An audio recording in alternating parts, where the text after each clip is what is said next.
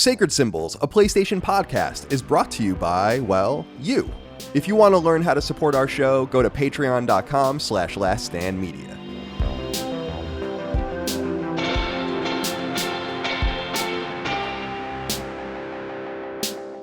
Greetings and salutations. Welcome back to Sacred Symbols, a PlayStation podcast. This is episode number 387. My name is Colin Moriarty. I'm joined as always by my son, Chris Raygun. Chris, good to see you today, my friend. How are you? I'm good. I never know how to start these episodes, really. Because I've seen some comments being like, oh, Chris with the weather report. Or like Chris with the sleep report. And I'm like, I woke up an hour ago. You know, my day's not really... I haven't set anything in motion yet. This is the first thing I do. Yeah. Exception of like a coffee or like breakfast. So I'm like, I don't know what to tell you. Sorry for not having a more interesting wake-up session, I guess. It's always something. It's always something. It's never nothing. Yeah, that's true. That's true, man. It's good to see you. Hope you're doing well. What are your now? This will go live after Thanksgiving, but are you're doing like a friends Thanksgiving? Friendsgiving? Yeah, we're keeping it low key. We usually rent out like we usually do like a big Airbnb thing. Everybody cooks. I usually brew some alcohol for everybody. I used to do wings, but like I had a deep fryer or like not like a McDonald's deep fryer, but like, like a normal countertop deep fryer that I would like make a bunch of wings in. And I was using it for so long that like it started warping, like the steam started like warping some of the cabinets. And I was like, maybe I'll I thought maybe I'd do it outside, but there's no real convenient way to do it outside. So I was like, this is kind of a hassle. And I know you can make them in the air fryer. That doesn't. I like the air fryer, but it does. Yeah, the oil does something. And you're having fried wings. What are you gonna do? You're gonna be healthy when you're eating fried wings. Like, it's less oil. The fuck. But so I've kind of stopped doing that like for the last like year, 2 years, and I've just been focusing on like brewing some coquito, which I've talked about on the show before. It's like this kind of nice Christmassy Thanksgiving kind of brew that really sneaks up on you. But this year we're just doing it at my apartment. Smaller group. A lot of people are like out of town this year, which is abnormal. So I can actually fit people in my apartment, which is nice. But outside of that, nothing too crazy. Really standard. Cool, man. Yeah, I'm just going to my mom's. So, but Dustin, let's introduce you, executive producer Dustin Furman. But let's induce the future here. Man, it was crazy what happened at the Macy's Thanksgiving Day parade. I know. Mm-hmm.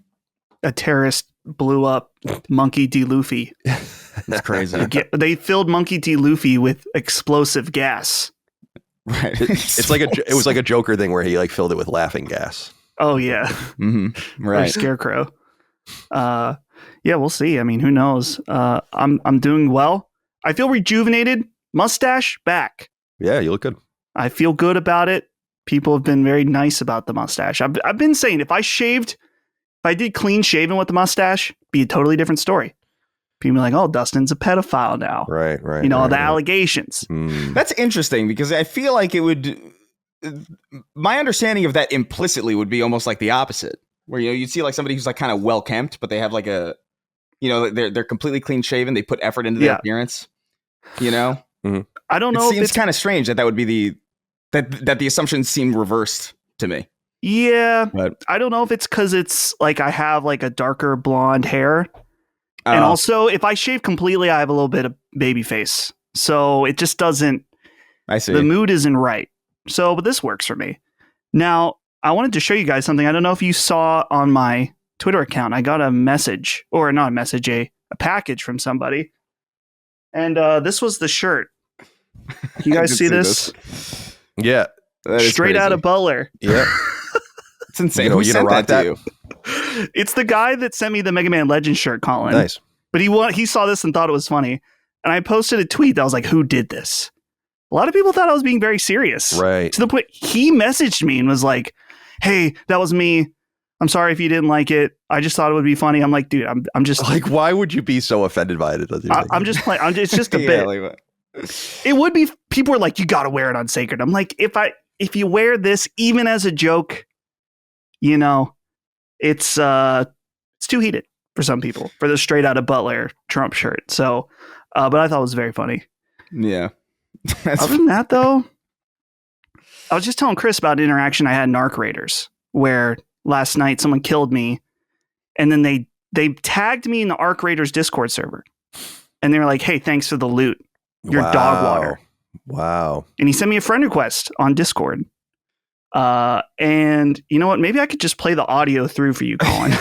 The audio is great because I'll embed it in the show. But okay, he sent I messaged him and I used this picture of Mike Wazowski that I really like, where he's like smirking and looking funny, and he sends me the clip of me killing him, or him killing you. Yeah. Oh yeah, of him killing me. Yeah, sorry. Nice try, sucker. When I try to open it, it's very funny. I cannot open it on my phone. Let me just send you the link. Let me send you the link. Where, on Discord? I'll send it to you right here in the chat, and I'll put it in. Yeah, we'll for the audience right here. Okay, let me take a look. Just do it, dude. Hey, go fuck your mom, bro. Did you hear what he just said? Wow, you're toxic, dude. It brings it out of you, man. I've been saying this for weeks. Arc Raiders will change you. It'll bring you back to a place that you didn't know you could. To you were maybe in the Halo 3 lobbies, the COD 4 lobbies. I always wonder this. Maybe you guys have insight in. Well, you definitely have more insight into this than I do because I just don't play online games. I've never really been in one of these lobbies where people are like using insane language, and back in the Xbox 360, PS3 days or whatever, especially. But what are the rules? Like that's probably. I think you probably did it on PC. Not that it really matters, but like if I said that to someone on PSN, that's against the rules. But in the world of the game. Right. Like, in other words, you always see these old videos of lobbies. Everyone's using like the N word and calling people the F word and all these different things. And it's like, don't you get banned for that from like the actual service? You know, it's just so weird how openly fucking hostile people are and how inappropriate they are.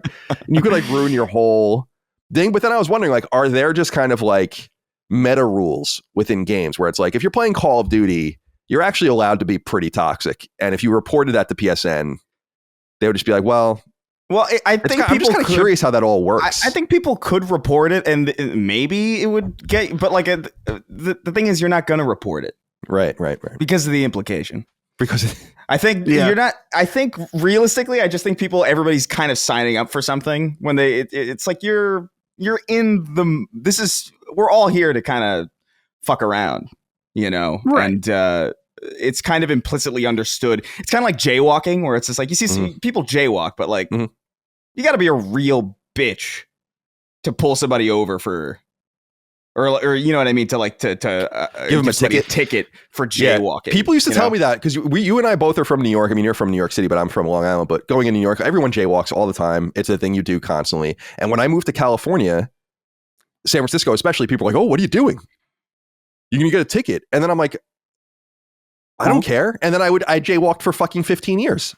You know, like I'm going to sit here. Like people would literally, especially in San Francisco, like sit at a fucking stop, like a light. Yeah. Nothing's happening.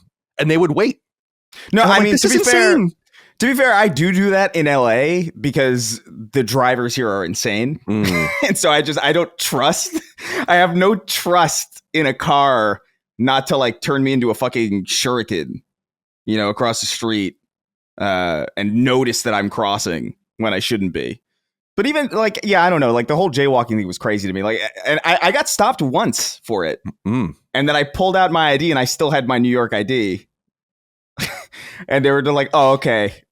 So it was weird. It was like they let me go, but only because I had a New York ID. So it seemed like I was out of state, I guess, and that's the reason. Yeah. But I think, and they probably wouldn't be able to get the money necessarily from you as well. Yeah. I mean, I had lived here for like 5 years at that point, which is very funny.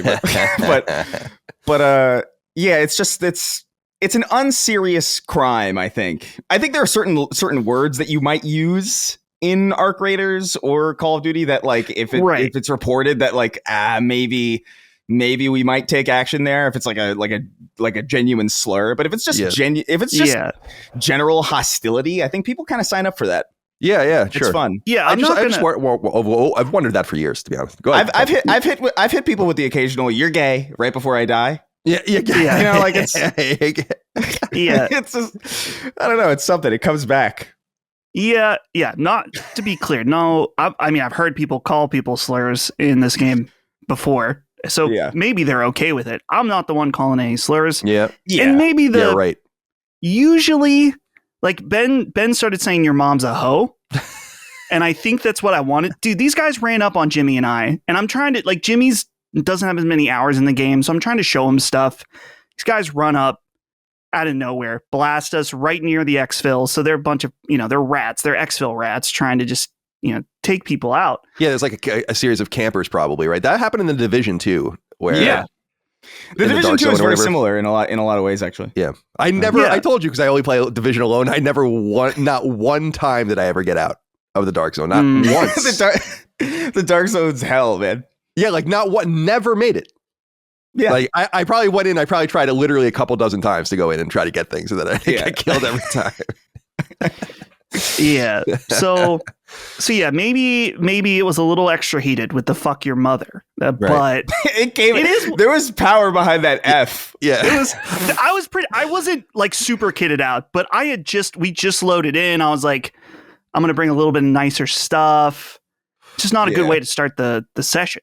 So it sounds like something that you would be said if you were really a soldier about to get shot in the back of the head by like some communist. That's so interesting, because my assumption on both Sony and Microsoft's behalf on like Xbox Live and PSN is they don't want to ban you. Right. Like they don't want to know. They don't want to know what you're doing. They don't want to know what you're saying. Like, so like, once you get a recording of these things, and I always think of that, like, so is that guy just recording his gameplay, or is there like some sort of module where you can go back in and? He's recording his gameplay with some app and sent it to me. Cool. So dude, it would be so funny if I got banned from Arc Raiders from exposing my own toxicity. There's no way. You didn't say that. There's no way. But I wonder if you guys will become, friends. He is still on my list here. Should I send him a message? Like, want to play sometime? Yeah, good. You should. That'd be funny. I've definitely killed people by accident because they startled me and I couldn't revive them and I felt bad. So like I sent him a thing and we did play together. So it does happen. That's cool. Right. That's the coolest thing about it, really. But anyway.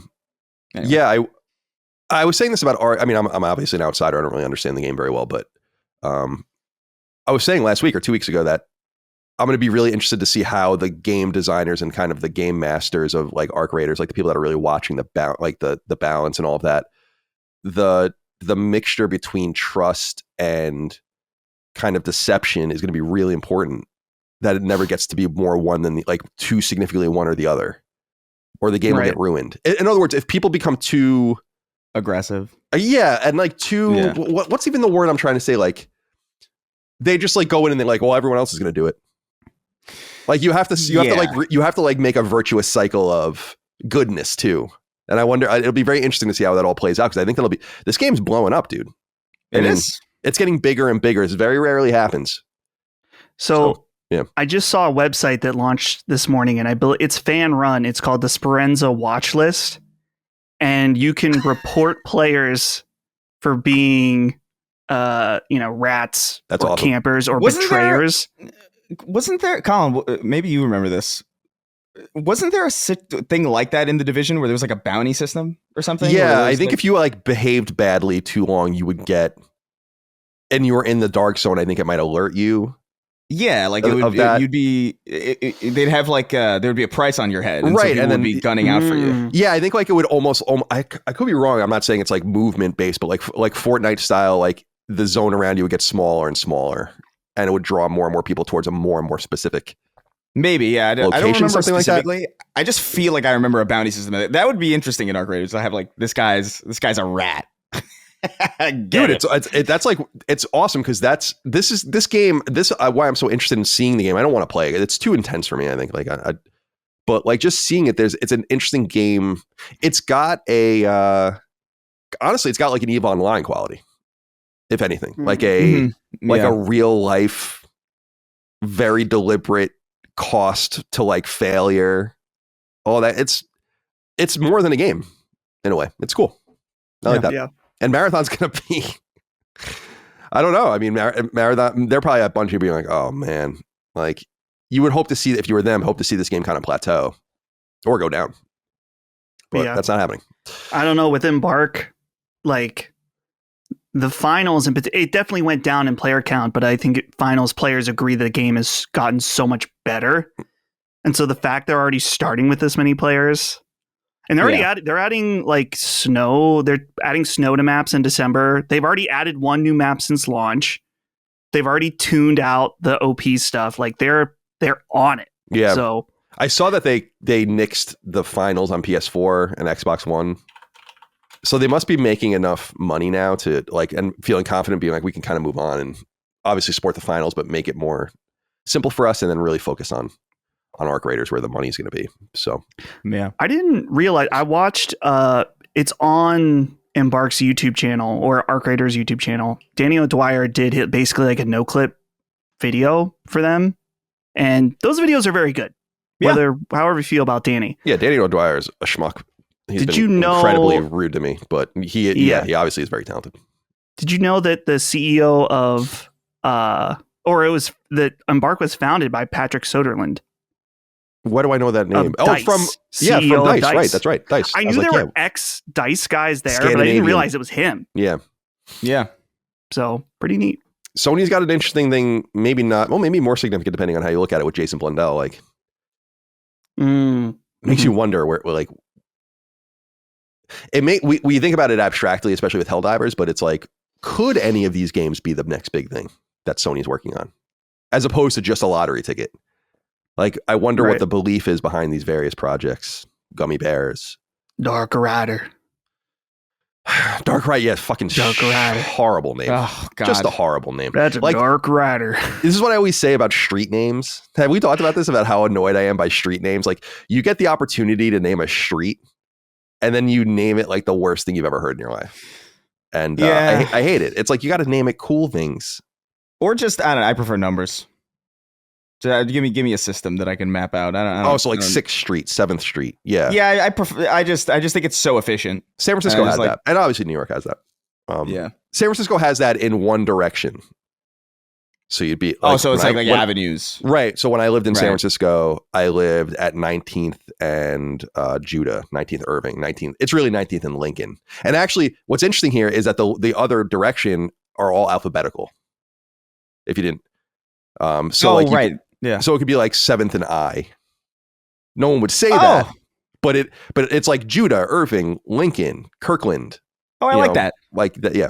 So. I don't hate that actually. That's pretty. And I never noticed until I was there for years, where I was like, because no one ever really brought it up. Yeah. All right, San Francisco, beautiful city. Weird, really weird. I only spent time at the wharf over there. Really? Oh, you went to the wharf? That's like the touristy part. It's cool. It's nice. You know, but that's I remember I had great food in the food down there is excellent. Like, but I've only spent like maybe like a day or two there. Yeah, so I eventually I think I've said this on the show, is that when we turn 10, we'll turn 10 in like the company in 2027. I want to do like a mini documentary, or maybe even like something else, like, and we'll go to San Francisco because that's where the company was founded.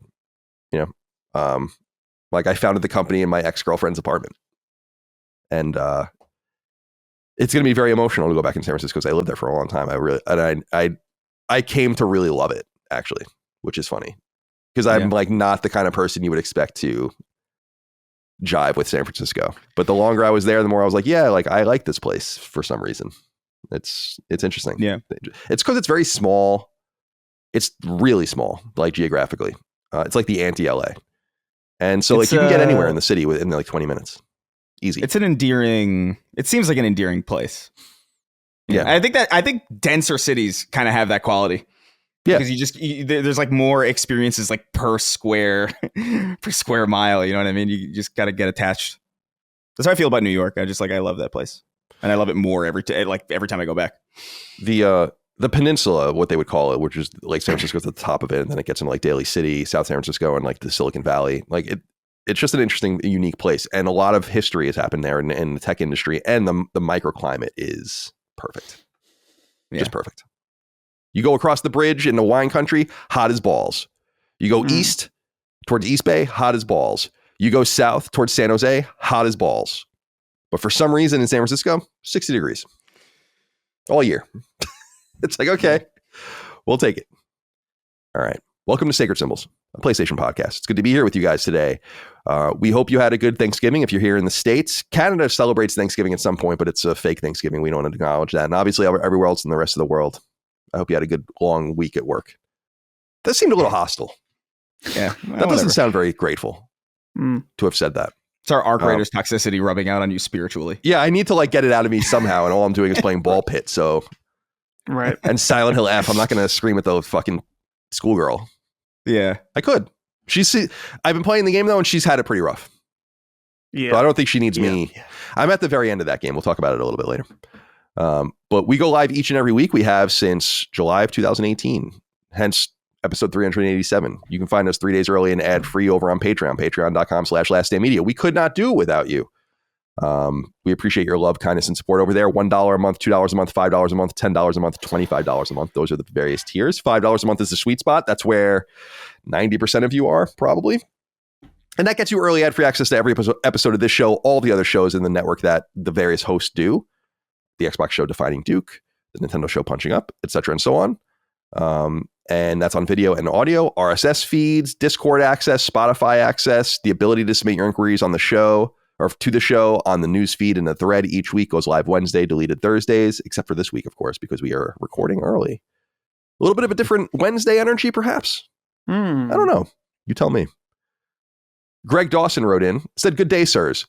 Can we get an overview of your plans for Christmas coverage whilst you all take a well-earned break? I heard on Sacred Streaming that you'll be doing some mailbags. Are there any plans to do multi-participant mailbags that would have a similar feel to Super Chat content during the streams? Would be an opportunity to have that dynamic on a pre-recorded show. Any other shows to tease? An episode of Jeopardy, perhaps? Will the Monday content drop as audio on the podcast feed, too, or will you insist on us continuing the heresy of watching videos via the Patreon app?" No one's asking you to watch videos via if you're watching videos via the Patreon app, that's on you. Normal people just click the video into YouTube. Yeah. We've been doing this since 2018. Why is everyone acting like this is... It's like every once in a while where someone's like, there's ads. How long have there been ads in the videos? I'm like, since 2018. Mm-hmm. Since episode 1. Right. When we were sponsored by East Asia Soft. The only time we were ever sponsored by a game publisher. I went out and got that I sold that ad myself, which was a weird thing, but we quickly decided we didn't want to do that anymore. So, all right. Multi-user mailbags or multi-host mailbags, actually a fun idea because that would give you a different vibe, but that defeats the purpose of why we're trying to do it over the break because we need to divide and conquer to get everything done. So that's a possibility and a pretty good idea actually for next year, but don't expect that this year. All the content will go live as it normally does. People who have listened to our shows for years know we have a certain style of doing things, certain episodes, like a reflection back, looking forward. And so normal episodes will go live. Sacred Symbols Plus episodes will go live. And there will be a second episode of Sacred Symbols Plus for those weeks we will not be streaming on Mondays. And those will all go live on Patreon. So that's the plan. So nothing will really change. Yeah. Nope. And it'll be good to get some time off because I'm fucking shot. Yeah. Yep. The bags under my eyes just get bigger and bigger. The weight on my shoulders just gets bigger and bigger. All right. Sacred Symbols Plus goes live each and every week. That's the Patreon exclusive episode of this show where we dive deep into various games, topics, interviews. I just did a really awesome interview with a guy from NVIDIA in Australia about cloud gaming and the technical aspects of it, the ecological effects of it with power usage and water usage, and will things live alongside consoles and what's the plan for this? It's going to be good. I think people are really going to like that one. You guys just did an Arc Raiders conversation, right? Yep. That went live last week, so people can look forward to that. I conducted some interviews with people recently. We had Jez Corden on from Windows Central. We had Reese from Alinea on, who we're going to talk about Alinea a little bit later. I had Chris Volpe on, the Ohio Senate candidate, who is a gamer. And we also dove deep into Ghost of Yote for a 2.5-hour conversation. So all of that and much more is waiting for you on Sacred Symbols Plus. Kenneth Bridge of Spirits, I'm sorry, wrote in. We haven't heard from you in a while. Says, hey, Sacred Psychos, insert some offensive Japanese saying here. I don't know any offensive Japanese sayings. What I'm saying when I speak Japanese is, am I saying something offensive? Because it's unknowable. Quick one. Colin often talks about our friend Sammy Barker from Push Square. Could there be a Sacred Symbols Plus episode eventually? Unless there was one and I missed it. I'm a big fan, but I also have shit to do. I hope everyone enjoys the holiday except Dustin. I hope his is spectacular. Much love to all. I'll continue crocheting Santa hats for my kids and listen. Yeah, that's totally possible. Sammy does listen to the show, I think, and I like him. We talk behind the scenes every once in a while, but I feel like I have invited him on the show. My honest vibe, I mean, we're honest here, and it's not him, but it's like, I get the vibe that they don't really know what to do with Sacred Symbols' closeness with that website because they are afraid of the bad reputation rubbing off on them, I think. And because like I've pitched them on like, let's do like crossovers. Let's do like, you know, I think I said in the past, like I went to them and said like, why wouldn't you guys be like the official news outlet of Sacred Symbols? And then you post Sacred Symbols on your site, stuff like that. I've been rebuffed every time. So I don't know what that's all about, but he's very welcome on the show, of course. And I was just messaging with him recently because they're doing that really annoying AP style writing now where like every sentence is its own paragraph and I fucking hate it. You guys know what I'm talking about? I think I know what you're saying. I fucking hate it. We talked about this with Axios, right? Right. Yeah, Axios does that too. Yeah. But it's like, well, they did more of like the bullet points. Let me see if I can find a Push Square article just to show you what I'm talking about. And I noticed this because AP did this for a long time. Yeah, here, this is a good example. I mean, this is a random, I'll put it in the chat. It's a Lonely Mountain Snow Riders makes it to PS5. So you can just see there's the story is 7 sentences and 6 paragraphs. Ass. Just letting you know, ass. That's not the way we speak English. It's not the way we write. Paragraphs are beautiful. I hate it. So I messaged him that and he's like, oh, this is just kind of our new style. And I'm like, I gotta let you know I hate it. Fucking hate it. I gotta let you know I hate it. Sacred Streaming continues every Monday at 1 p.m. Eastern time on our YouTube channel. We've been having a really great time on there. Also off-cycle ones as well. So on, what is that, the 11th of December, we'll be doing the Game Awards. That'll be fun. Probably have thousands of people for that, which will be cool. We recently streamed Ball Pit, which was fun and basically just shot the shit, me, Dustin, and Brad. We recently did the Japanese State of Play stream. I streamed Lilymo, my studio's new game, Saint Slayer. We are doing a bunch of Elden Ring stuff, Symphony of the Night. So keep that coming. And we'll get back to Elden Ring in the next week. Again, the reason I don't want people to be like, oh, it's an Elden Ring stream, or they tune in every week and it's an Elden Ring stream. I know that people want to see me play it. I know people are enjoying it. I'm enjoying it. But we got to spread it out or we're going to become an Elden Ring stream. You know, we got to do more than that. Got to do it. It's got to be the case. Lachlan and Brosnan wrote in, said, by the way, Irish much?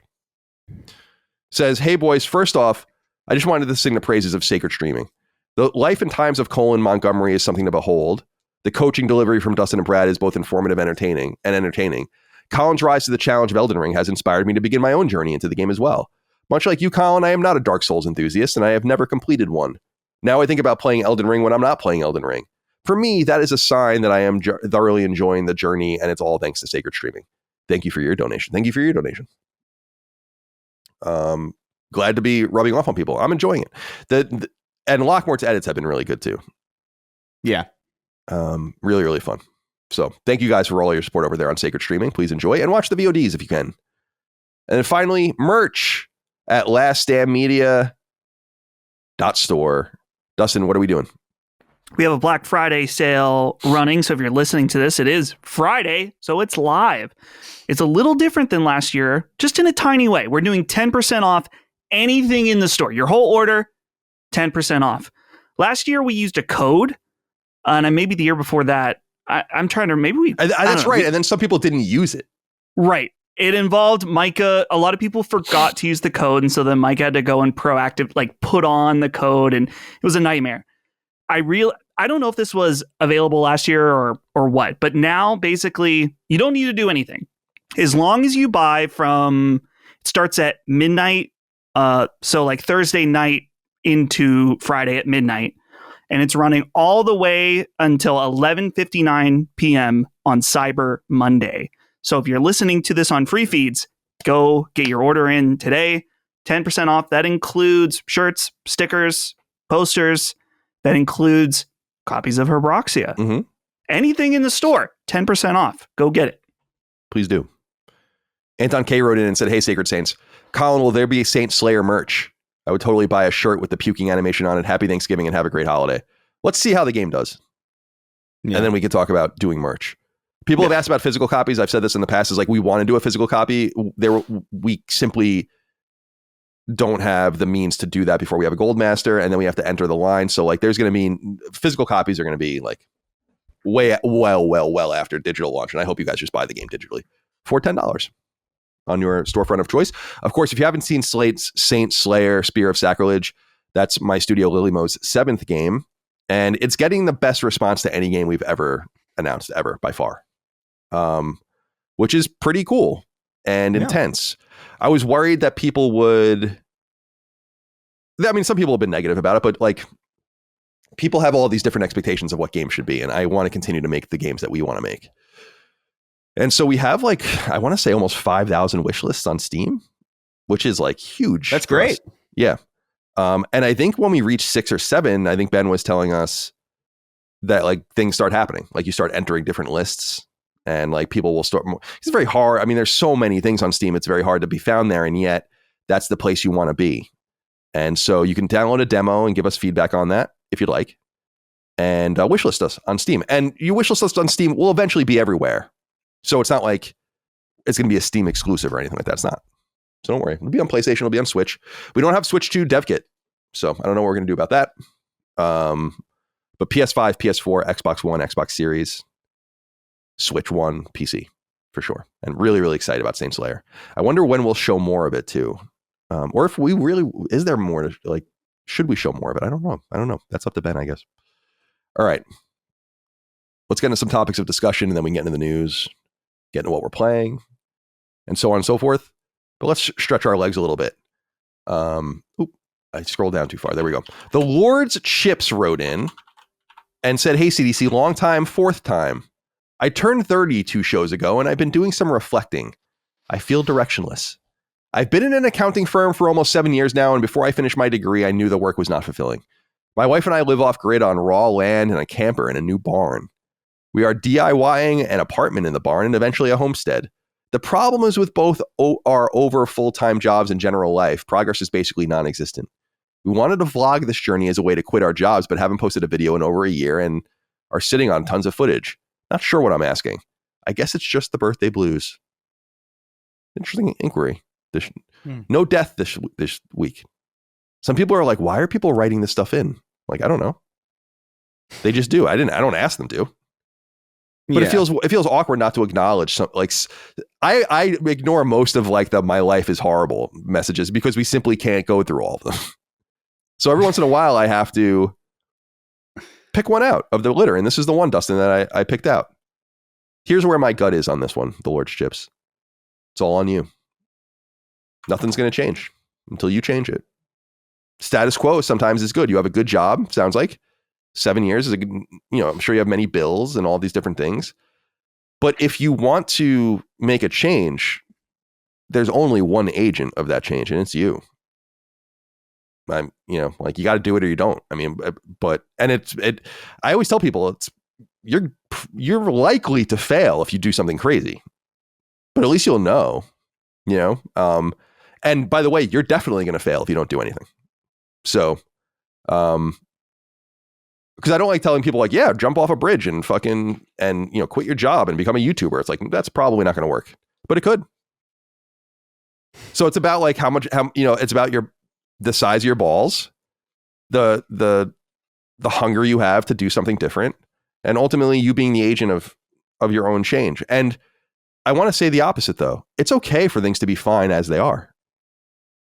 You have beautiful land, you have a wife, like I said, a good job, things are going okay. So like it's not nothing to blow that up. But the only way you're going to get that footage out, the only way you're going to do this, what you want to do, is if you try. So yeah, that's all I wanted to say on that. You'll figure it out for yourself. Dustin, anything to add? Yeah, I mean, dude, I get it. When you're working a lot, it's hard to find time to try to figure out, practice at the thing that you want to do. There was a point where I was doing my video editing job, and then I was going and working as a bartender at the Speakeasy. And this was also, I think this might have been when I was editing Knockback. There was like a short period where I was doing all three of those things, and it sucked real bad. But the hustle paid off, and it was worth it. And so if you can find the time to start at this, and the thing with YouTube that's very important that I've been learning a lot recently is that if you do not post, you do not grow. At least that's what I've noticed with my channel, is that like last week, my schedule got all fucking weird and stuff. I wasn't able to post last week. Virtually no growth on my channel. Shocker. So content is king. So if you haven't posted in a year at all, it's like, nothing is definitely going to happen. But I want to throw an extension out to the Lord's Chips. I happen to live with an expert on someone who watches all of these DIY videos on YouTube. Holly, she loves these channels. She watches the ones that have like crazy 4K cinematic video quality of people fixing a convent. And then she watches ones and she's like, oh yeah, this person, their audio is not very good. Or I like it, but they don't post often enough, or they post too much. So I'd love to see your channel. And I'd be happy to have her look at it and give you some feedback. Wow. It's important. What's interesting about these channels, at least how I've noticed from Holly, and this is just true, I guess, with any good channel, is that I guess a channel like this is that she's like, oh, this guy, he's kind of a character. Like she knows all the different people in it and who they are. And it's like what we do here with Last Stand, where it's like, if it's not personal to some degree, I don't want to say no one cares, because there's lots of successful channels like that. But you gotta make it entertaining. That's the whole point. So send me your channel, either DM me or message Patreon, whatever. I would love to check it out. By the way, I was thinking about this too, is like I mean, this is kind of conjecture, but the most likely path to like some sort of success, or at least like reasonable expectations, is like, you keep your job, you keep doing what you do, you grind on the side, you have a YouTube channel that's fun, and you make a little bit of money on it, maybe if you get monetized, and then you use it as motivation to do the work you have to do on your homestead. And instead of like, so in other words, instead of like going all in, see, that's what I think a lot of people are like, I'm going all in. And it's like, cool. It's like, if you're willing to make that bet, but there is a different, I feel like a lot of popular YouTubers don't do it full time. Like that, it's like extra money on the side. In fact, I know that's true with some of the people I watch, and some of them have really big channels. So maybe that's the most reasonable thing. It's like, you look at it as a hobby that you make a little bit of cheddar on, and that's it. Chris, anything to add? No, I think you guys covered a lot of it. I mean, honestly, I haven't even seen the back end of YouTube in like 10 months. I have everybody. Yeah, you're just like not even. Yeah, I mean, I've been. Are you retired? Do you think, from videos? No. I have a bunch of stuff that I like. It's just a matter of time, dude. Like the podcast stuff. It's like this and Star Tank, and like we're constantly doing stuff with that other show too. Like we're trying to do like a secondary. We want to do like not exactly the Mystery Science Theater thing, but we want to do like cut up kind of watch along stuff. We want to do like voicemails, kind of like call in type stuff. Right. So like we've got a lot of I've got a lot of stuff that I'm like trying to plan and like work on with that stuff. So like there's not a lot of time I don't want to post anything on my main channel if it's not going to be like something that I think is great, which is arguably like a really dumb thing to do. But like the benefit is I don't need it. You know what I mean? I have the luxury of making that choice. I don't have to hit like, oh, I've got to make this video by the end of the month or else I don't get paid. I don't really have that issue. Right. But as far as like DIY stuff, like that's not even in the wheelhouse of stuff so I just genuinely don't have any advice for that. One thing I will say is that like the advice of just be yourself is dubious. I think there's an element of that's true, but like ultimately, if you're going to make something like that and you're going to stake, the idea in this write-in is that, we want to put this stuff together so we can quit our job. It's like, I mean, it becomes a job at that point. Like you've really got to dedicate a lot of hours into putting that stuff together and also presenting it well. And sometimes your default persona is not the persona that people want to watch. Oftentimes that is the case. Some people get lucky. You know, some people are just like Lex Friedman, who's like a human Xanax, where like it doesn't matter that he's boring. Like it works. Like Ben Stein or like Ben Stein. What do you call? What's the other guy? H. John Benjamin. Like these people don't have to. These people just naturally have a voice or like a disposition that like lends itself to whatever it is that they're doing. The overwhelming majority of people are not like that, and so I don't know. It can be easy to make stuff that is like your authentic self and feel kind of slighted that it's not doing well. But it's also worth understanding that most entertainers are not themselves on stage, or at least not in the same way. You know, Gilbert Gottfried famously, like, have you ever heard that recording of like Gilbert Gottfried's like real voice? No, I don't think so. Yeah. It's hysterical because it's just like, hello, I'm Gilbert. It's like, what the fuck? You're just doing this constantly? Holy fuck. Yeah. It sounds exhausting. Sure. But it's, you know, that's the job. So if you're going to step into that territory, like, I don't know how entertainer focused the DEY space is, but I would have to imagine that there's some element of, you know, the heightened self involved in it. Like, I'm not, like, when I make a video, I'm not talking to the camera like I'm talking to a friend of mine. Right, exactly. That'd be insane. I would have no friends if that were the case. Of course. Oh my God. Bro, yeah. I have no friends anyway. Okay.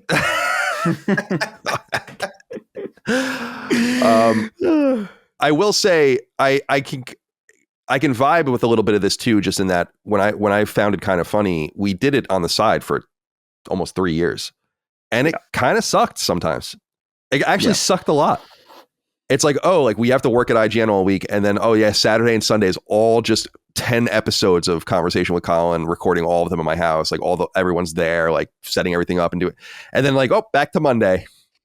And so I totally get it. Cause like it is, people don't think it's work, but it is work. It's a lot of work. And especially now I was just sitting there talking like and playing games and doing that kind of stuff. You're doing something in addition. So I really think you have to use that as the carrot on the stick to say like, if you want this done, then either put your shoulder into it or don't. It's on you. You're the agent of your own change. Good luck to you, Lord's Chips. By the way, his name's the Lord's Chips. It reminds me of Demon Souls because he has Lords as like, you know, singular possessive and then Chips plural. It's a reference to the movie Nacho Libre. Oh yeah, I've never seen it. With Jack Black. I've never seen it. I know it, but I've never seen it. He's out and he's getting the chips and someone steals them. So he has to report to the monk and he's like, did you tell them they were the Lord's chips? When, yeah. That is a crazy pull, by the way. Like, I can't, how long ago? Dude, when was the last time you saw Nacho Libre? A long time ago, but this line gets quoted in my house probably once a month. Oh, okay. Like, we're like, did you tell them they were the Lord's chips? Like, I haven't seen just Nacho call Libre it the Lord's chips. I haven't seen Nacho Libre probably since it came out, and it was just not a for whatever I liked it, but like it was not. Napoleon Dynamite was more like the thing that like I remember like a lot of my family for whatever reason latched onto. Yeah. Build her a cake or something. It's a line I always remember. Build her a cake. Like, I always remember when Uncle Rico's like, "How much you want to bet I can throw football over the mountains?" Right over the mountains. Yeah. The sound that John Heater makes when that meat collides with his face is just like it kills me every time. It's so real. I think it cut him too. Like I was listening to like some like developer commentary, movie commentary of like them talking about how like like it had a bone in it and it cut him like right across the nose and we had to like stop. And Pedro ran off screen because he couldn't stop laughing. Yeah, I don't know. That guy makes really strange stuff. Yeah, he's an interesting guy. The Ted Woolsey translation, which is a hysterical name. Ted Woolsey was like an old Squaresoft translator. Greetings, gentlemen. Colin, I needed to thank you for the inspiration. Both myself and my dog Benny could be considered to be a bit on the chunky side. After hearing about your 6-mile walks, I came to a rather obvious conclusion that we could both greatly benefit from some lengthy walks ourselves. While I am not enough of a masochist to do 6 miles, we've been doing 2 to 3 miles every day before I leave for work. Thank you again, not only for your inspiration, but for the many great podcasts to listen to while I loop around my own neighborhood with my dog. That's wonderful to hear. Absolutely wonderful. I know this is usually the Defining Dukes territory, No, gotta take care of health as well. Right. But you got to, I like to remind everyone out there, you got to take care of yourself as best you can. You're going to obviously, I mean, I eat like shit. I do, but you got to make concessions in your life, right? You got to make some concessions. If you're out there and you're struggling with your health, just make some concessions. You don't have to stop everything, but like directionally go in. So no matter, I obviously do my OMAD and don't eat for most of the day, but I eat like shit when I do eat, and that's the honest truth. And I just dedicate 60 to 90 minutes a day to working out. That's like my concession. I got to do it. And if I don't do it I do it probably 28 or 29 out of 30 days. And if I don't, I feel bad. I feel bad physically, and I feel bad that I didn't do it. Like, it's like, oh, why? You're too lazy to take care of yourself. So I lift and do, high impact stuff on the elliptical every other day. And then every other day I go on my long walks if I can. If not, I'll do it on the elliptical. And 6 miles is not as bad as you think. You can do it in about an hour and a half. I do it in about an hour and a half. So it's not like too much time. And you burn like 600 or 700 calories. It's a lot. So I gotta take good care of yourselves. I'm sorry, Chris? No, I got to go to the gym again. I haven't gone to the gym in a while. Yeah, you gym were was like a traumatic place for a while. Yeah, for a little bit. For like a month after the fight, I was in pretty good shape.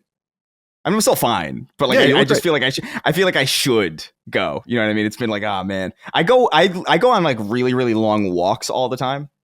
That's kind of the thing that I do. Like, that kind of keeps me like, all right, at least I'm not spending all day inside. But like, it's realistically not enough. It's more than a lot of people are doing. Because for whatever reason, especially out here, people don't like to walk. It's very interesting. Like, I've more than once suggested like, hey, let's go to this diner or like this food place or this bar, and I've said like, yeah, let's walk. It's only like a 20-minute walk, and they're like, oh my god, we got to drive. It's like, I can't.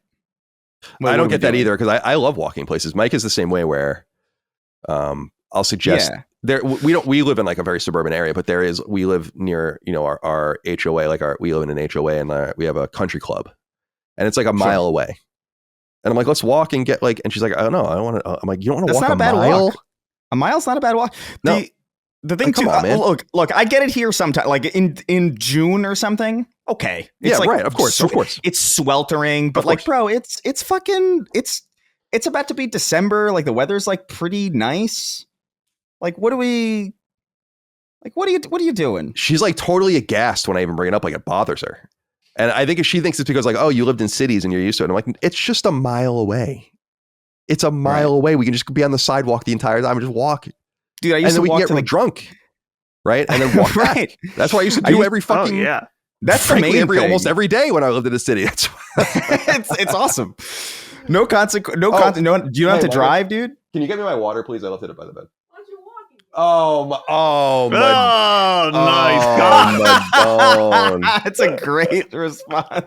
Oh, Madone. Oh man. Come on, man. Come on. But yeah, I don't know. I should go to the gym again though. And I think I will. I think starting next year when I have a little bit more time. I have like we're hiring people. Oh, we're hiring somebody to like manage our time a little bit better. You can print. So like that'll be good. Oh, okay. Ugh. Wait, just a quick update. Oh, okay. I'm sorry. I didn't see your. It's all right. Okay. Okay. Let's see. Colin, an update real quick. Call. The guy I asked, the guy that recorded the clip of me. Yeah. He said, want to play sometime? Yeah. He said, sure. Wow. All lowercase. There you That's go. Sweet. I'm not going to. No? I mean, maybe. We always have too many people to play. We have to split up into groups. But maybe sometime. It's kind of rude to ask him and then not. Maybe I will. I don't think anybody takes that too seriously. Like, I'm sure everybody has like that kind of thing going on where like we have that problem too, where it's just like sometimes there's like, hey, it's one of us will get off and then somebody will cycle on. It's the nature of those kinds of games. Maybe I'll give it a shot. I'm not one to normally play with a random like that, but who knows? It's maybe fun, my new man. best friend awaits. You never know. Shard of Odium wrote in and said, Colin, are you aware of the insanity that is young Colin on the Snark Tank? Happy Thanksgiving, guys. I'm thankful for the endless entertainment you all provide me. The Snark Tank, of course, is Chris's comedy show twice weekly, right? Supported on... It's 3 times weekly, technically, but... Jesus Christ, 3 times weekly. Yeah. You're doing a lot over there. It's annoying. Yeah, of course. But like, whatever. There's nothing more annoying than running a Patreon. So that's so you run it on Patreon. It's on YouTube. People can go support it. It's a audio, video. It's done with Chris's friends and mutual friends of the show, Derek and Sweeney. So yeah, what is this young Colin thing? Because I caught wind of it, but I don't really know. And I tried to like listen to one, but I didn't really get it. It's impossible. You can't find. We don't timestamp anything. It really like we have the least approachable show in the world, and I like that.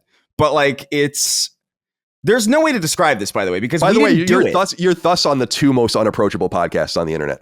So that's interesting. You're the common link. Anyway, go ahead. I'm sorry. One has titles that have nothing to do with the show, and then the other one has titles that get it instantly blacklisted and demonetized.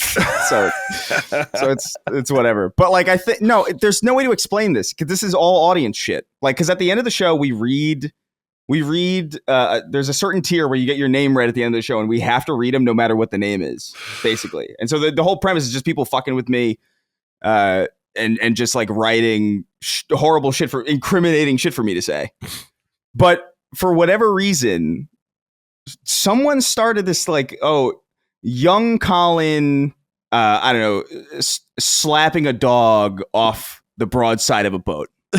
Or something, or like just doing heinous shit, and then other people started. So there's like 8 or like 10 like young Colin committing crime. There's like this obsession with like you as a young person being like a Damien kind of Omen child, right. Just doing really concerning, scary shit, and eventually becoming a more mellow person, I guess, in the canon of what they've written, I guess. But that's funny because I was more of like it's nonsense. Dungeons and Dragons, right. And then I just became depressed. So, but yeah, there's nothing to it. It's not like a running bit it's the audience. It's whatever crossover audience that we have likes to do this kind of thing. That's fun. There's one about Jaffe for a while ago, but I can't remember. I wish I could remember what it was. That was pretty good. Oh my God. He's a fucking character. He's a feller. He really is like the definition of like a card, like a total. He's a card. Character. You know what I mean? Like, yeah, I haven't heard that expression in a long time. Yeah, I love that expression. Guy's a real card. Yeah, right. I love that. Yeah, I love that. I love that expression too. All right. Celine Dijon wrote in and said, CDC first time, long time. Do any of you have Black Friday memories? Not talking about the time you got a good deal. Give me all the fights, arguments, or other insane behavior you've seen before. For me, I once saw a man leave Walmart with a bleeding arm attempting to wrestle a printer from a lady. The worst part, it wasn't even on sale. Walmart just kicked out the display to make room for more electronics. I have never, I don't think, in person ever seen a Black Friday situation or even a commercial situation like that. But I've also probably not gone to a Black Friday thing. I think the last time was 98 or 99 was the last time I like went to the mall or something on that Friday. So what I missed was there was a solid 10 years, maybe even a little longer, of excellent Black Friday fight videos. And it seems like Black Friday has migrated largely online, or at least mostly online, to the point where that kind of stuff doesn't happen anymore. Because there was amazing shit. Now you only see people fighting over Pokemon cards. That's like the only thing you ever see. Do you guys have any stories? Ooh, yeah, because I worked retail. Yeah, you worked at Sears. So I worked at Sears for one Black Friday, and working that Black Friday was the thing that made me decide I was going to quit. I remember that because I was like, no way am I doing this. And I remember it was really the hours that they had us working, because I can't remember the days and the exact times, but it was something along the lines of like on Thanksgiving night, like I had dinner at my girlfriend's house, and then like it was at like 5:00, and then I left at like 6 to go in from 6:30 to 2 a.m. Oh no, I think it was like 6:30 to 4 a.m. actually. And I remember being like, oh my God, this is not fun at all. And then the next day I had to go so it was 6:30 to 4 a.m. Then it was 9 a.m. to 2 the same day, basically. So I went home, slept for like 3 hours, went back. And then that night I had to come back again until like 2 a.m. And I just remember being like, this is like, and I fell asleep driving home. And that was when I was like, I can't fucking, I'm not. This sounds vaguely familiar. I feel like we talked about this in a different, I've definitely told the story before, but like, I'm just like, that was like, I'm not dying for $7.25 an hour, bro. Like under no circumstance is this worth it. That's right. But I remember people getting into fights. I remember on just the one Black Friday that I worked, I remember these people like fighting vigorously over this like lawnmower. Like they were just like, no, I talked to this guy and I had, or like, oh, I remember once there was like a price tag. There was like a loose. So I was in charge of like doing prices. There were I was in charge of tools. But we had two people doing tools. I was doing like the tool, and then somebody else was doing like the machines and stuff, like so lawnmowers. But like I was putting on the sticker prices and like putting on the sales stickers and all that shit, stocking shelves whenever they were empty. I would go in before the day started. And I remember, I guess the other guy had like, because at the end of a roll, there's always like a default sticker that says 0.00, like for the price. And so you'd have to peel it off. It was insane waste. I don't understand why that happened. But people would just put them on whatever. Like they just put them on the floor or like behind like a cardboard display or something. And somebody put it on like the tire of like a lawnmower. And somebody was like, this lawnmower says it's free.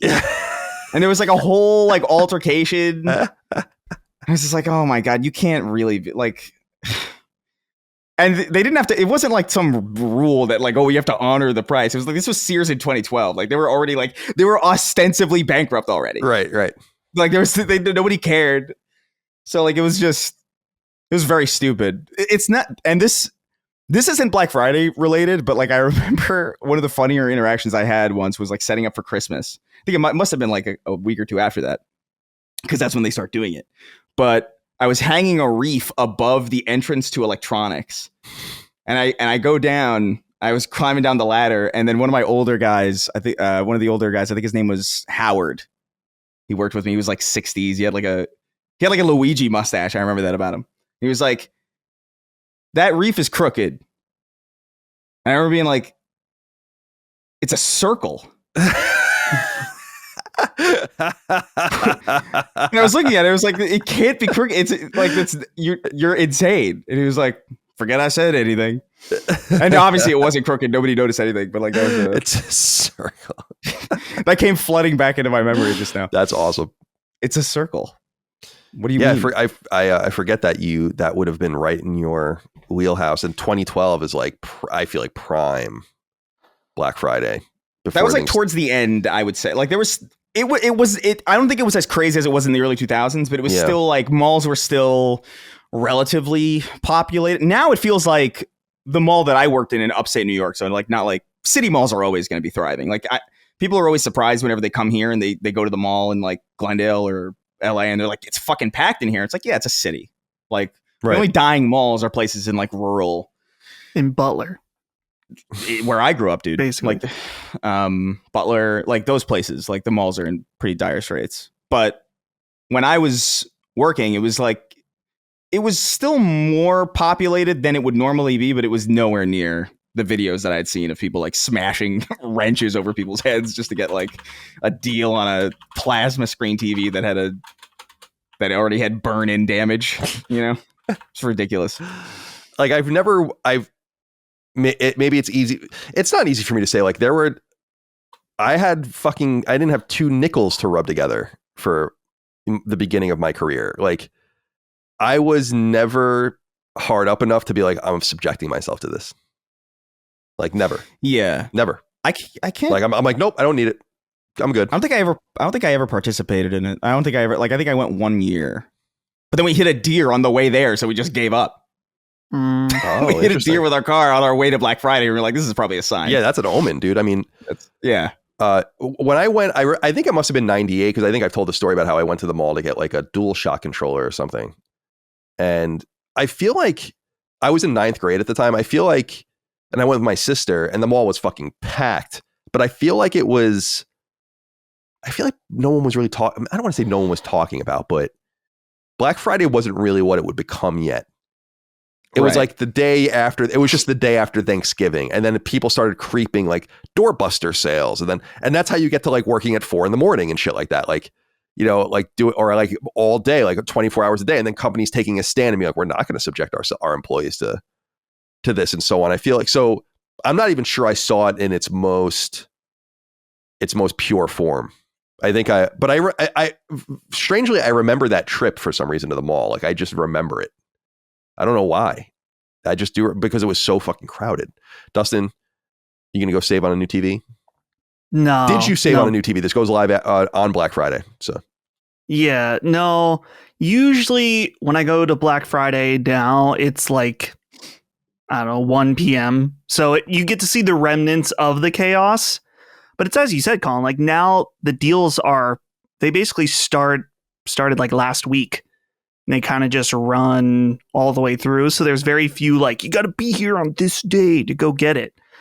My dad and I would go out when I was in high school. And what's funny is that was even during the crazy Black Friday era.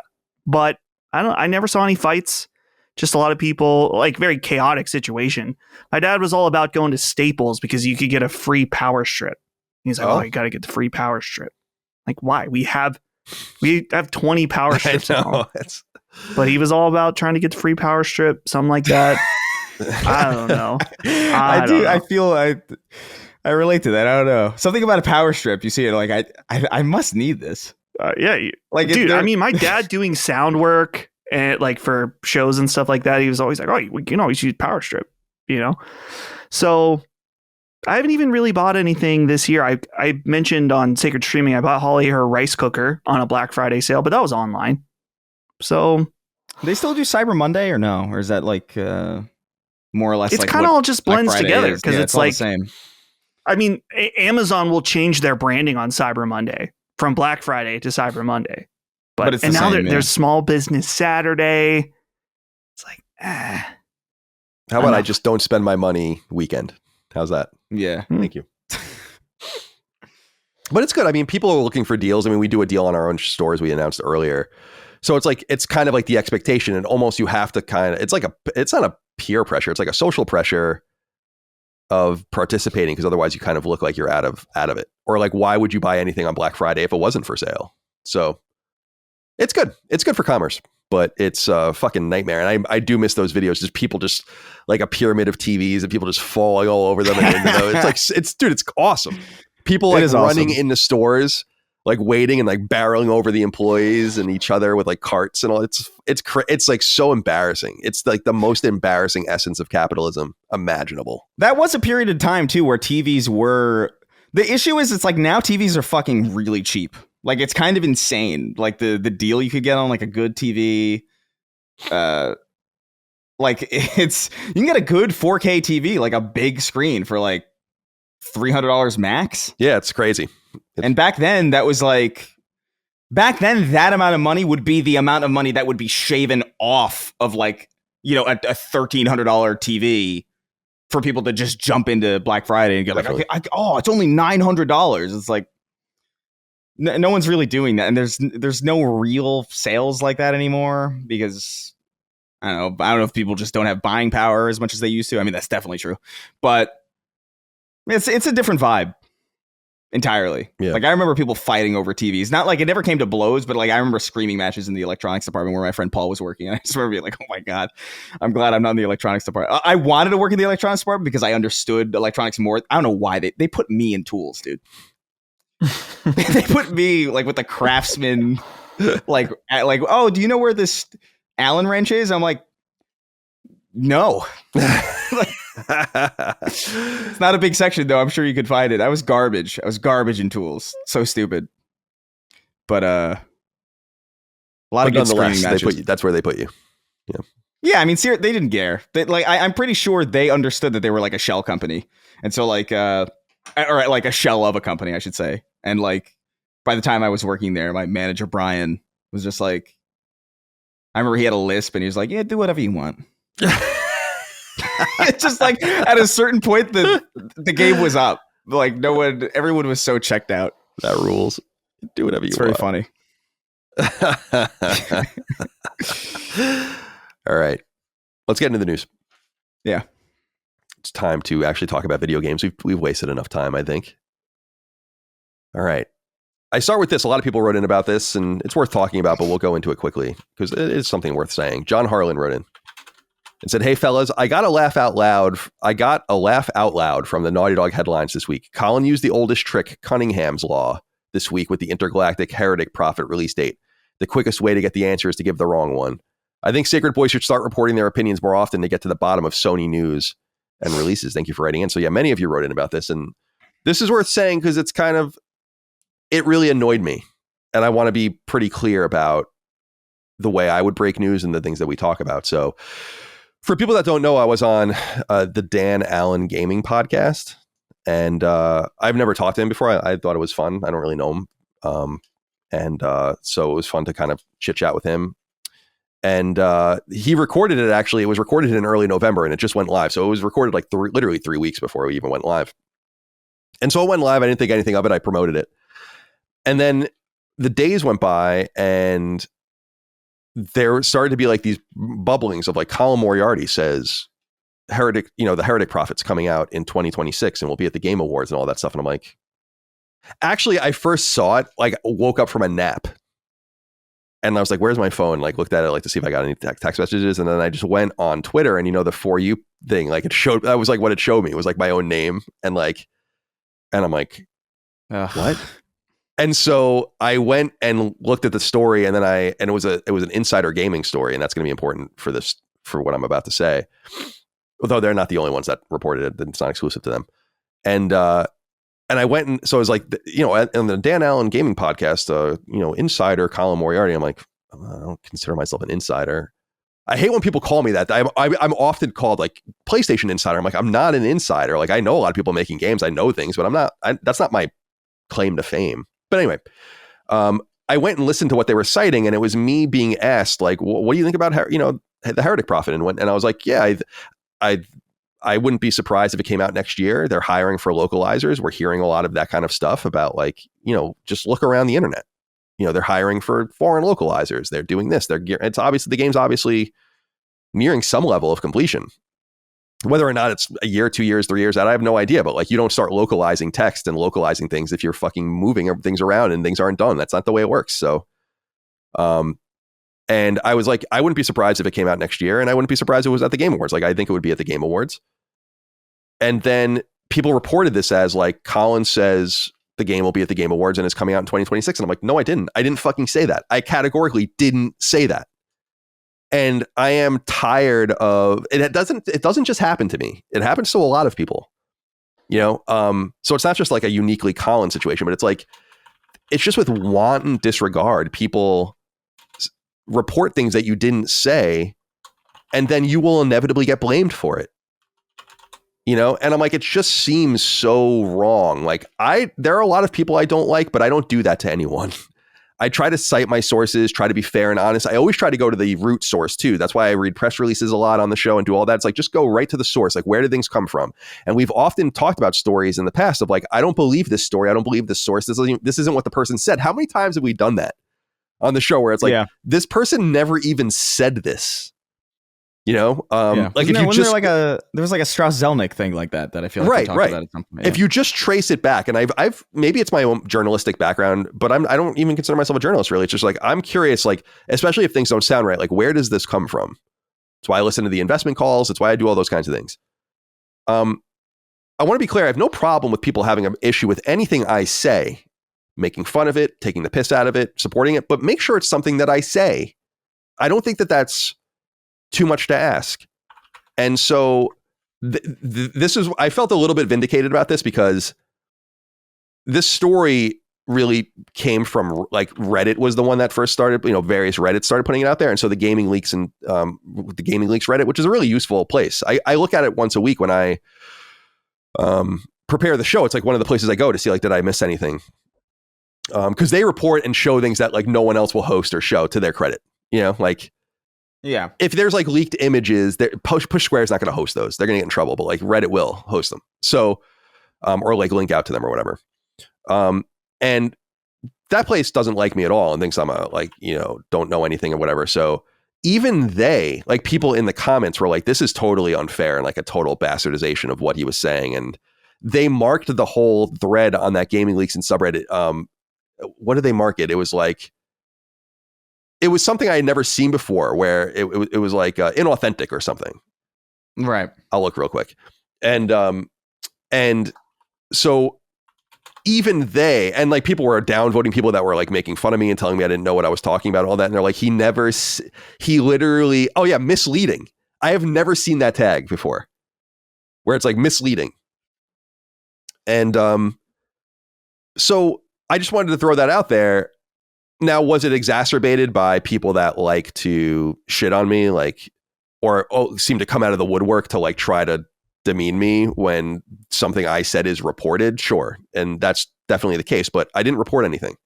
And the reason I wanted to bring this up mostly is that, guys, if I have something to say that's exclusive, I'm not going to say it on someone else's show. In other words, like, it would be highly unlikely that you would ever hear a newsworthy item from me on someone else's show that, by the way, was in the can for 3 weeks. Why would I do that? When I have something to say that I feel like is newsworthy, I break it here on the show. So it was good for the news cycle in that we got some confirmation from reliable people that the game won't be at the Game Awards. The game will be out in 2026, but it's like, okay, I never said it would. I was just giving you my thoughts on. And by the way, people are like, why would you think that? And I'm like, well, I don't know why Sony would announce any more games right now. Like, it seems like a good time to show the Heretic Prophet again, to show Intergalactic again. Why announce a new game when you have all of these other games lined up? But I never even, I don't think, said that I was going to come out in 2026. I was like, yeah, I wouldn't be surprised if it did based on what people are saying about it. And the way they're hiring about it. It's just like, so the second part that bothered me about this is that like a lot of this, like the insider gaming, which is a source that we use sometimes and won't be anymore, tweeted out Intergalactic, the Heretic Prophet reported to be releasing in 2026. And they got an X note saying like, this is not what the source said and kind of whatever. And then they updated the story and like they updated it multiple times. And I just feel like it's so irresponsible. Like, where is the apology? Like, no one is, even the person that posted on Reddit that was getting like, downvoted was like unapologetic about it. It's like, why would you do that? It's just like, it's not like it's nothing. For the rest of my career now, someone is going to bring up like, oh, remember when you said Intergalactic was going to come out in 2026? It's like, no, I didn't say that, but you made it real. And I just think that's unfair. We try to be, we were said about Danny earlier, but like I don't like Jason Schreier at all. But when he's the source of a story, we report it as what he said and that it's his story and give him credit and all the rest. So I just feel like I should expect the same treatment. So that just bummed me out. And so it's cool that we got information out of it and that it was useful to people, but it was kind of a bummer for me because it just feels like, wow, I can't even speak freely on a fucking podcast now, on someone else's podcast without being totally misquoted and misrepresented. And most people will never see the corrections. Most people will never know that I didn't say that. And that bothers me. And I think I have the right to be bothered by that. So what's crazy about it to me is that like there is news that we have broken on the show. And it almost never, I feel like I never see it. Right, exactly. You know what I mean? I feel like I almost never see it picked up. Like there's like news will break like a year after we talk about it on the show, and then like somebody else will get credit for it, even though like you broke it here like a year ago, and so that won't get attention, but like something that you said on some random show will. It's very bizarre. I don't know. I don't. It's just, that's why I have to eventually like ignore like he doesn't have any connections. He's wrong about everything or whatever, and I'm like, that's just totally willful ignorance. Like I can't do anything about your willful ignorance. But the reason I wanted to bring Insider Gaming up is that they're not the only culprit, but I didn't like the framing of their story. I didn't like their original, what I remember being their original edit, which said something along the lines of not verbatim, but something like, the recent hullabaloo. It was basically saying like, depending on how you look at it, because basically saying like, I said what I said and they're interpreting it properly, as opposed to them just taking like, there's no apology, no acknowledgement. And then I saw one of their editors, Mike Straw, write on Twitter, the way he says it, though, it can be taken that way, saying he believes it'll be there while also saying he's heard about how they're hiring people interacting with the game, etc. I have heard that. It's been talked about for the last 2 months. Your interpretation of it is irrelevant. I said what I said. Just no contrition. I just find that so embarrassing and cringy. And it reminds me of one of the pieces of news I broke about Star Wars, the Quantic Dream Star Wars game, where Insider Gaming relayed that and said, like, as we understand it, this is like a controlled leak. Do you remember this? And I was like, and I reached out to them and it was like, as a courtesy, like, I'm just letting you know, no, it's not. Like, where I'm hearing this from and where you think I'm hearing this from are two different things. And they just never updated. They never acknowledged it. And I'm like, I know you're wrong. But so like, we're just not going to use Insider Gaming anymore as a source. It's the first time it's ever happened on the show. If they have so little disrespect or so little respect, not only for me, but for other people that are also regularly misquoted and misreported at various outlets or whatever, then fuck you. And I didn't really know much about the way they've been interpreted recently, but in the comments, you see a lot of it is like, these guys kind of have fallen off or like are not like what we thought they were going to be. And I'm like, well, I'll leave that up to each individual, but I didn't appreciate it. Yeah. So, and again, they're not the only culprit, but they're one of the only ones that like, that I saw that seemed to just double down and not acknowledge, like, you made a mistake. It's okay. You made a mistake. You know how many times I had to, like, I'm careful. So I never had to go back and be like, oh, I totally misquoted someone. So that's it. That's all I just wanted to say about that. Anything to add to this before we move into the actual news? So if Insider Gaming does have a big story, how do we handle it? I will just, we'll just use someone that's writing about it, and I guess we'll let them cite them. I knew that was probably the case, but I knew that was going to be the number one question. Yeah. Worth explaining to people. It's like, and frankly, I'm just being real. It's like, when things don't pan out, or like, I always try, as I've said many times, I try to explain where I come from. It's like, why did you think that? Why did you feel that way? Why, like, even if it was wrong, I think that leads to a lot of growth of trust between the audience and the listener or the viewer. And if you're not willing to do that, and a lot of these outlets were not willing to do that, then it's like, well, why would I believe you? Why would I even believe future stories if I know that you're wrong? Yeah. So I don't know, just something to consider. It's not just Insider Gaming, but they're the ones I'm kind of most signaling on, because I felt like that tweet was just totally one of the catalysts towards this being a problem. And I know a lot of people were like, oh, these guys just, like, as I said earlier, come out of the woodwork to like demean you, like not Insider Gaming, but like, you know, the Jeff Grubbs of the world and so on and so forth. And it's like, that's what they're going to do. Sure. I actually reached out to Jeff because I never heard back from him, but he did follow up his tweet being like, like he was basically acknowledging that I was misquoted, but it's like, yeah, but nonetheless, you retweeted that tweet because you wanted to dunk on me. I mean, that's why Jason posted in the Reddit to dunk on me. Right. I mean, so, but it is what it is. I can only control what I can control, I suppose. Yep. So sorry I didn't say what I said. Didn't say what I didn't say. Yeah, I guess that's what it would be. Okay. John, thank you for writing in. And for everyone else that wrote in about it. I saw your letters. I just, we don't want to linger on it too long. I did want to bring this up though.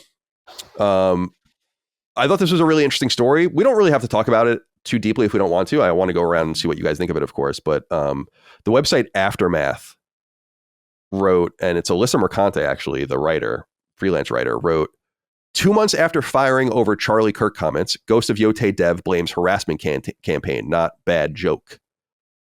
People should go read this. It's the first time, and I think the only time this woman has ever really spoken since she was fired. We obviously covered this back when it happened. I was personally really put off by this article, the way it was framed, and I'm curious if I'm the only one. Dustin, were you able to read this story, and what do you think of it? Yeah, I read through it. It's tough.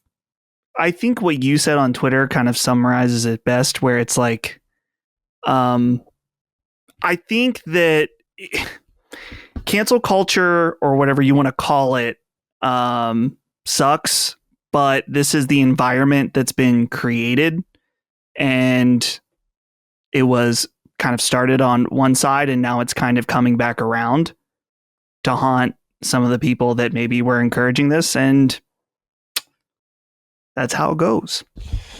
Yeah, I feel like I've been talking about this for years, that like it should have just never really gotten to this point, but you have to kind of lay in the bed that's been made now. It's like we're years past the complaints about this being, in my opinion, super relevant. But it's a story I just wanted to, Chris, do you have anything you want to say about it? It's a story that I think people should read. I mean, but I don't know if you have anything you want to say.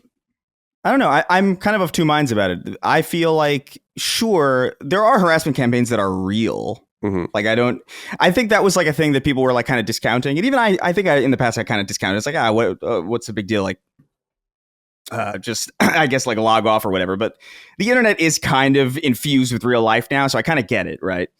But at the same time, I don't know, man. I earnestly just think, I think you can joke about literally anything. I've always had that opinion, like my entire life, basically. But I also feel like if you're in like an underling position at, you know, a studio where you're kind of reflecting other people, you do kind of,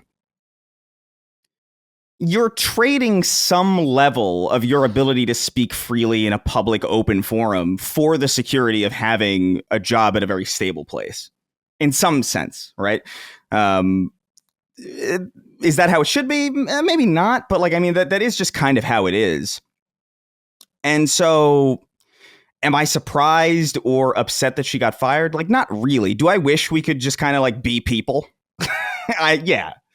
But there's business realities to that. Like, I get it. Like, there's people like, oh, there's a bunch of businesses who are headed by people who like speak openly and say kind of unhinged shit, and that costs them business relationships. And if a company wants to cut ties with somebody who makes that a problem for them, like, I get it. So I don't know. I don't really know how I feel about it. The cancel culture thing in general, I think, is just like overplayed at this point. Like, every time a comedian goes on stage on their like 7th comedy special being like, you can't say anything anymore. It's like, you're making a lot of money saying anything anymore. Like, I don't know what, like, I don't know what this is. And this person, by the way, I'm sure I guarantee you they can find another job at like a developer who doesn't give a shit about that. I believe that, you know? So I think you can only be canceled if you let yourself be canceled. I really believe that. And so I just don't think it matters that much to the degree that this is the environment that was cultivated. Like, I agree and don't agree. I think this is something that's been cycling for decades at this point. Like, I remember when I was a kid, like, always tuning into Fox News and seeing what the latest thing that they were trying. I remember 6 Days in Fallujah, the original 6 Days in Fallujah thing, where like they were trying to get that game pulled from everything, and it worked, you know, and it worked. So like, in my view, like the reason I started making political videos in this realm in the first place, and kind of coming at it from a perspective of like, you know, criticizing left-wing people for doing this, was because specifically that I felt like this is a particularly modern right-wing thing to be doing. Like, this is a particular like Fox News thing to be doing, for you to like go after people for telling uncomfortable jokes, or like, it just felt really stupid to me. And maybe it started even earlier than that. There's all sorts of arguments as to like where the origination of cancel culture is, but there is a reality of like, this has been happening for a while, and this is kind of the climate, and it's been built up by both sides at this point. And so like, I don't really know what to make of it, other than like, this is kind of where we're at, and you have to navigate very carefully in the space if you're going to be in a position that is subservient to like a larger corporate entity. Like, we are kind of in unique positions as independent kind of creators, where like, you know, Jaffe doesn't need to give a shit, you know, or like, I kind of don't either. I still do somewhat, but like, I mean, if you're just a developer at like a renowned studio, it behooves you to kind of like keep your edgiest thoughts among the group chat. You know, you don't need to broadcast it. I think. Right. And before you jump in, Colin, because I know you have a lot. No, go ahead. I want to be clear that I think people, even in this situation, someone getting harassed and threats and stuff like that, I mean, we shouldn't have to say it, but it's worth saying, not good, right? I guess when I look at this situation where I feel like the point is like, well, I antagonized people and then suddenly why are they harassing me, and why am I not being defended? Exactly. It's like, come on, man.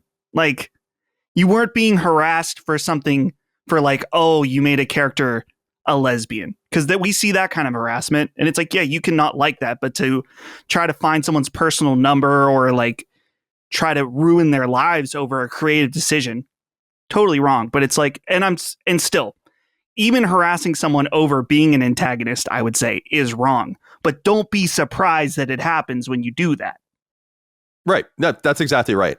It reminds me a little bit of, again, every once in a while, I don't really listen. I not even really, I don't listen to or watch his stuff, but I'm familiar with him as that H3 guy and how he's suing. We brought this up in the past, how he's suing those 3 creators and suing them like one of them into oblivion, it seems like, based on like the video she's posting or whatever. And what I realized was there's like a schadenfreude that people really like.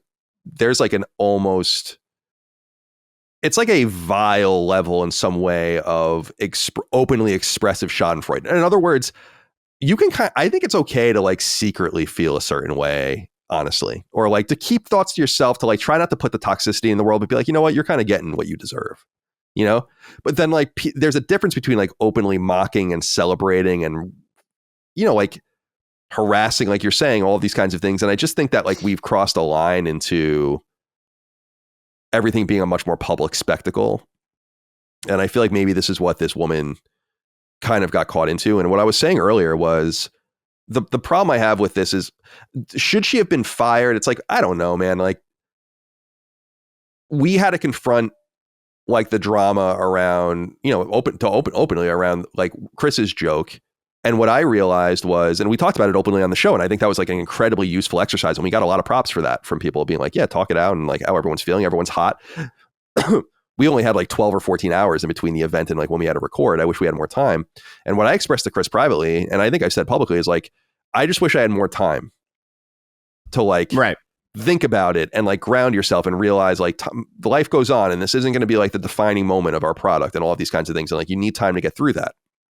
And I felt like we came out better for it because we went through it and we talked about it, and everyone had their differences of opinions, and we shed some fans and we gained some fans, and it's like, it's okay. It all came out in the wash and like, whatever.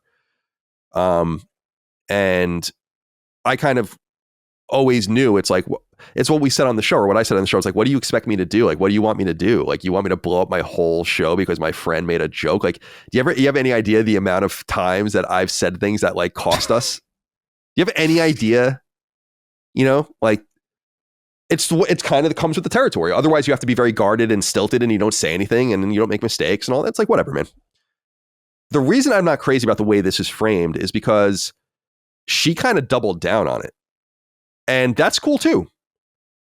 But it's like, if that's the way you feel, if that's the way you believe, she had, I think, changed her name on Blue Sky to something about like punching Nazis.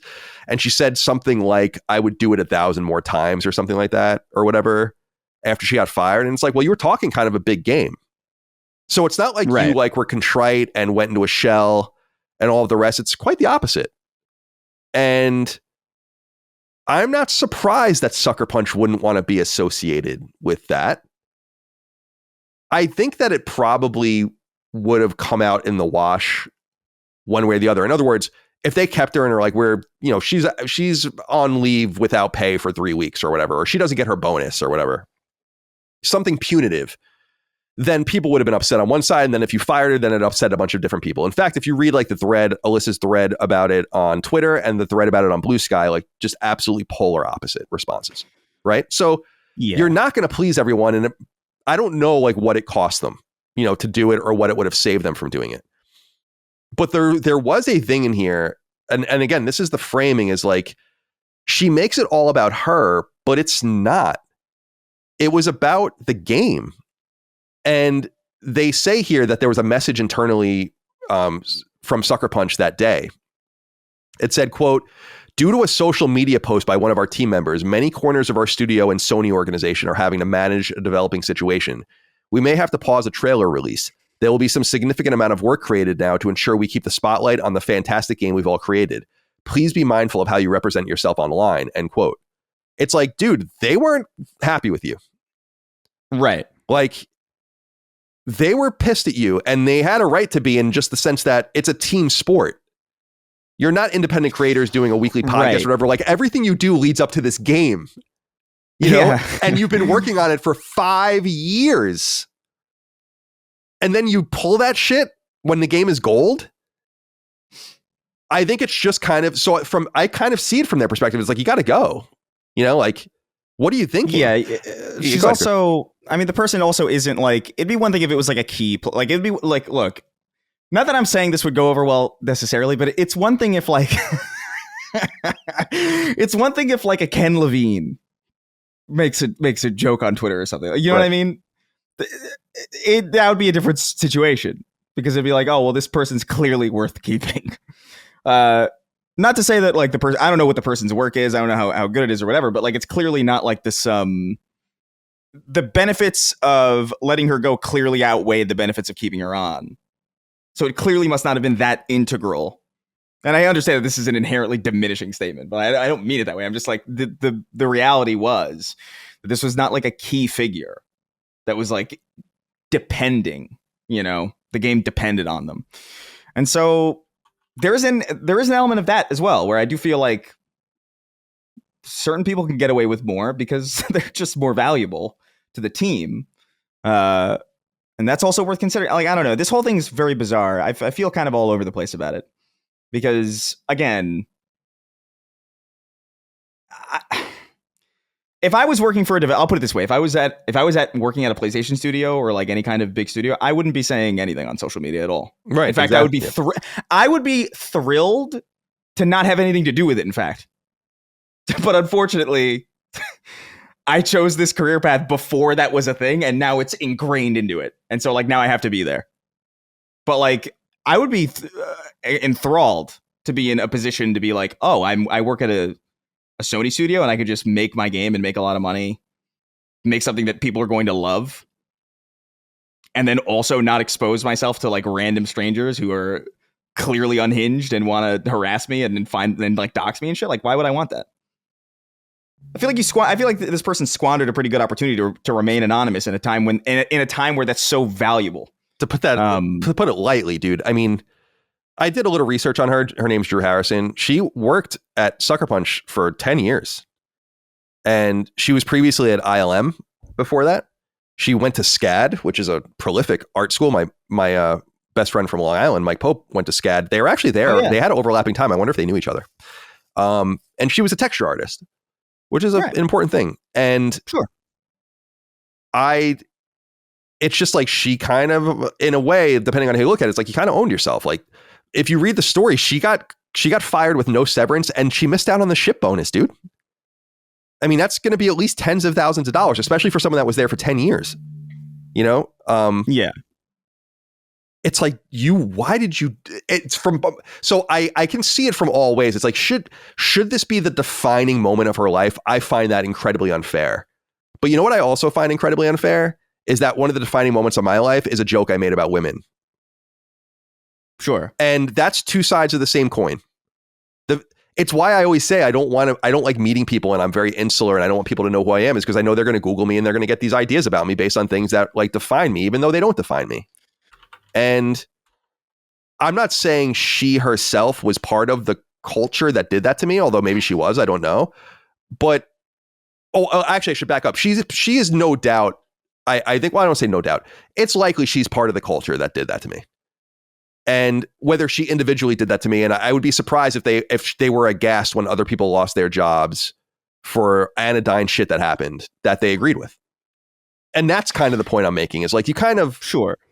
Dude, listen, if she was one of these, like, someone can find a million things I've said over time about how we shouldn't be going down this road and this is a bad idea and the shoe's going to be on the other foot and everything. And I said it for years. And now this kind of stuff just gets a shrug from me where I'm like, well, I don't know what you want me to say. You know, here we are. My life was nearly destroyed over a complete Tim Allen joke. So whatever. Yeah. I mean, and I want to be clear. Yeah. And I want to be clear too, that like, I felt this way about pretty much it. Like when Gina Carano got fired from the Star Wars show, right. I was like, oh, why? Who cares? Like or Rosie O'Donnell. It's like, you hired Rosie. You don't know who Rosie O'Donnell is? You hired her. Like it's not a secret who Rosie O'Donnell is and like what her humor is. Like you knew this person was this person. So like, I've always felt this way. You mean Roseanne Barr? Oh yeah. Oh yeah, Rosie O'Donnell. I was just thinking about Rosie O'Donnell recently for some reason.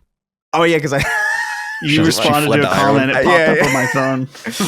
Yeah, only Rosie O'Donnell. No, the Roseanne Barr. Sorry, but you know who Roseanne Barr is. You know, you know that you didn't hire her in this vacuum where it's I had no idea that she'd lean this way or made these jokes. It's you knew what you were getting into when you rebooted the show with her name in it. Come on. I don't know. I've always felt this thing. I've always felt these stories are very bizarre, especially in entertainment. In entertainment, I think it makes less sense because I mean, isn't this kind of good in some sense because you're kind of getting people from everywhere? I don't know. That's what I would think. I recommend people go read the story on Aftermath. Again, it's called 2 months after firing over Charlie Kirk comments. Ghost of Yote Dev blames harassment campaign. Not bad joke. You can check it out and kind of make your own decision and figure out how you feel about it. I like you, Chris, feel conflicting ways where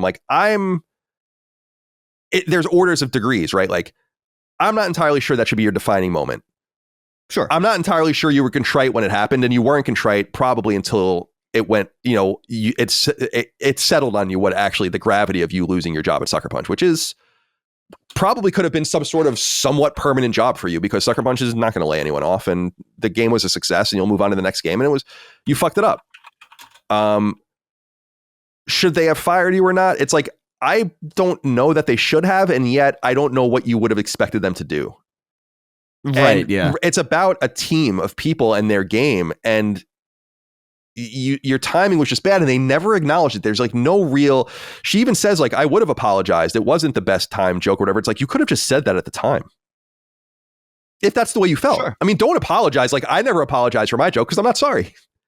But if you are really sorry, then apologize, and maybe it could have gone different.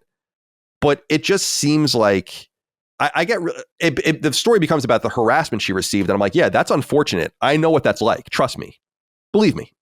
Yeah, right. And it's not appropriate for people to be calling Sucker Punch and to be calling your phone and threatening you, and none of that's appropriate. My life's been threatened many times. I know all about being harassed. I know all about it. I get it. But making it about you LGBTQ and women and this, I'm come on, man. It's just about what you said. At the end of the day, you don't need to make it about all these other things. And if you didn't feel like you were apologetic at the time, I believe you, and now you are because of the results of your actions, then that's fine too. I hope you move on and find a new job. The sad reality, and I think that guy Asmongold had said this, is the streamer had said, it's this is just going to follow you to the next job. This is the nature of the culture war now that has been created. It's really scary and crazy. But maybe with this story, it's best to just ingest what it is, realize there's probably I don't want to say a lot of blame to go around, but there are a lot of conflicting opinions about how you protect the game. And would Sucker Punch have made a different decision if they had a month to think about it? If they could quantify what it would have cost them, would they have made a different decision? These are just unknowns in the moment. And you can't really and that's the big thing is and I want to say this the most, and it's, you can't blame Sucker Punch. I mean, what do you want them to do? What do you want them to do? Have this haunt every trailer, every Twitter post, every blog post, at all of it, or just cut the person loose. By the way, their work's done. Not to be a dickhead, but it's we'll just hire another texture artist for the next game. Yeah. I mean, it's tough. It's a tough one. Every company's going to operate differently, I suppose. But it is what it is. Yeah, I mean, clearly she's in a bad way. I feel bad for her about that. I'm just a human being. I mean, I don't really. She never did anything to me, so it's not there's definitely Schadenfreude of people's downfall that I appreciate, but it's usually personal. It's always personal. I don't have anything personal with this person. She didn't personally offend me. But right, it's a very interesting story, and the way people are falling down on it. But yeah, I feel this is a product of the culture. Let's put it this way. From my opinion, this is a product of the culture that people like her and the person that wrote that story created. The only difference is shoes on the other foot now. That's it. That's the only difference. And I don't know. But I would only say I don't think they created it. I think they evolved it into something else. Yeah, okay, fair enough. you remember that? Because we all, well, maybe we don't all remember, but like I remember the Dixie Chicks and fucking. I remember. Yeah, people throwing away their albums and all that. That was during during the Iraq War. Banned off of radio and just like I don't know, man. You're right. It's all it. What it really is ultimately it's just like, it really is. It comes down to oversensitive people not being able to handle that people think different things than them, really. And it that exists kind of everywhere across all sorts of societies and political persuasions. And it really is just a matter of like, how dare that exist? I've got to stop this. I got to stop 6 Days in Fallujah from coming out. I got to do it. Like, what? Why? Who's doing this? And it's the same thing with, back in 2014, people trying to get people fired for stupid, and the same thing now. It's just like this has been a thing for a while, and now it's just hyper. Now that internet is infused into like everything, now it's just unavoidable, and now it's just like it's like fever pitch now at this point. I think it's even worse now, technically, in some ways, than it was in like 2016 or whatever, when this thing was like really kind of getting big, because now there's like no separation. Like in 2016, you could log off, actually. Like that was probably like the last time. That was probably the last year you could log off, realistically. I knew people who didn't know. In 2016, I vividly remember people not knowing what the news was every day. I know. You know what I mean? Nice? Like I vividly remember that. Like now it's like you wake up and it's like, Bob Donnie's in the White House and he's like, yeah, that's fine. You don't gotta. You can say yes. I don't care. Yeah, I love it, dude. Like, did you see like people were making fun of him because Trump was dressing like Mom Donnie?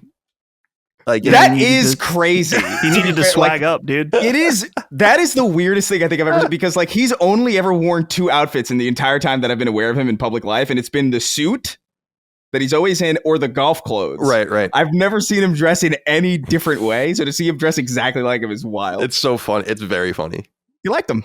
Yeah, it seemed like he did like him. Yeah, and he seems like a likable person. It's just, yeah, you would expect there to be significant political differences between them, but I guess not. Although populists are kind of cut of the same cloth in a way. So that is true. So yeah, go check out the story if you want. Dustin, you have anything you want to add before we go with this? No, I think I said everything I need. All right, cool. So yeah, go check out the story. It's an interesting story. Certainly good journalism to get her side of things and how she feels about it. But I think it's framed around the entirely wrong thing. I think the article should have been about, or if I was giving an interview, I would have been like, I am so deeply embarrassed. Like maybe I don't believe what I said was a big deal, whatever, but I am deeply embarrassed that I fucked up the lead up to the game in a pretty substantial way that might have cost us. And I said this on that TJ Smash Guys show where it's like, all this drama probably cost tens of thousands of copies, which is not nothing. Yeah. I like that you keep calling him TJ Smash. That's his name, right? What is it? No, is it JT Smash? It's Smash JT, I'm pretty sure, right? Wait, this isn't a bit? No, TJ Smash. He's been saying this for weeks. Yeah, I know. I swear to God, it's Smash JT. Like I thought it was a bit. I was like, this is a great bit. This is good. Oh boy, I got it back. I got it backwards. It's good. Well, it is what it is. It's kind of a cooler name, though, isn't it? It is kind of better, actually. It's like Smash is the last name. Mr. Smash. Yeah. Mr. Smash. All right. Oh, what? The link's broken. The next story is about Death Stranding 2 on the beach coming to PC. But when you go to the ESRB page now, it's down. I wonder if they took it down because they were leaking it. But it looks like Death Stranding 2, according to the ESRB as of yesterday or early this morning, Death Stranding 2 on the beach, there it is. Yeah, only listed for PS5 now. But there was a PC listing on the ESRB for Death Stranding 2 on the beach. What was interesting about it was that it was being published by Sony. That's not super surprising that they weren't going with 505 again this time for the PC launch, but you would think maybe Kojima would have just published it himself on PC. They took it down, though. I wonder, what do we think, Dustin? You think that's a mistake? It's not a mistake. Things don't go through the ESRB by mistake, especially with that kind of timing. But I guess Sony was like, take that down. Yeah, I think Kojima gave him the call, said, yo, take this shit down immediately. I don't... yeah, go ahead. I'm sorry. But yeah, as far as Death Stranding 2 PC release, I will say it's not surprising at all that it's getting a PC release. I just wonder if we have an ESRB rating, less than a year turnaround. I went and looked this up. This isn't. I went and looked this up actually because it's not that unusual. Death Stranding 1 on PC was an 8-month gap, November 19th to July 20. The Death Stranding 2 came out June 26, so a similar gap would be February. Okay. So maybe the Game Awards for a reveal. Yep. Yeah. Yep. So, but because my mind was in the exact same place, that's where I'm like, that is quick. Does anyone want to write that story up? Colin Moriarty confirms Death Stranding 2 PC release at the Game Awards. You heard it here. Yep. You heard it here first. It would make some sense. I mean, that seems like I don't want to say a safe bet, but likely, right? Based on his relationship with Jeff. It's Jeff's birthday celebration. So, all right. Are you guys going to play Death Stranding 2 on PC, either of you, or you had your fill? No, I did it. Yeah. Maybe in a few years, when I replayed Death Stranding 1, I played it again on PC. But I'm good for now. The director's cut of Death Stranding 1 made the game substantially better.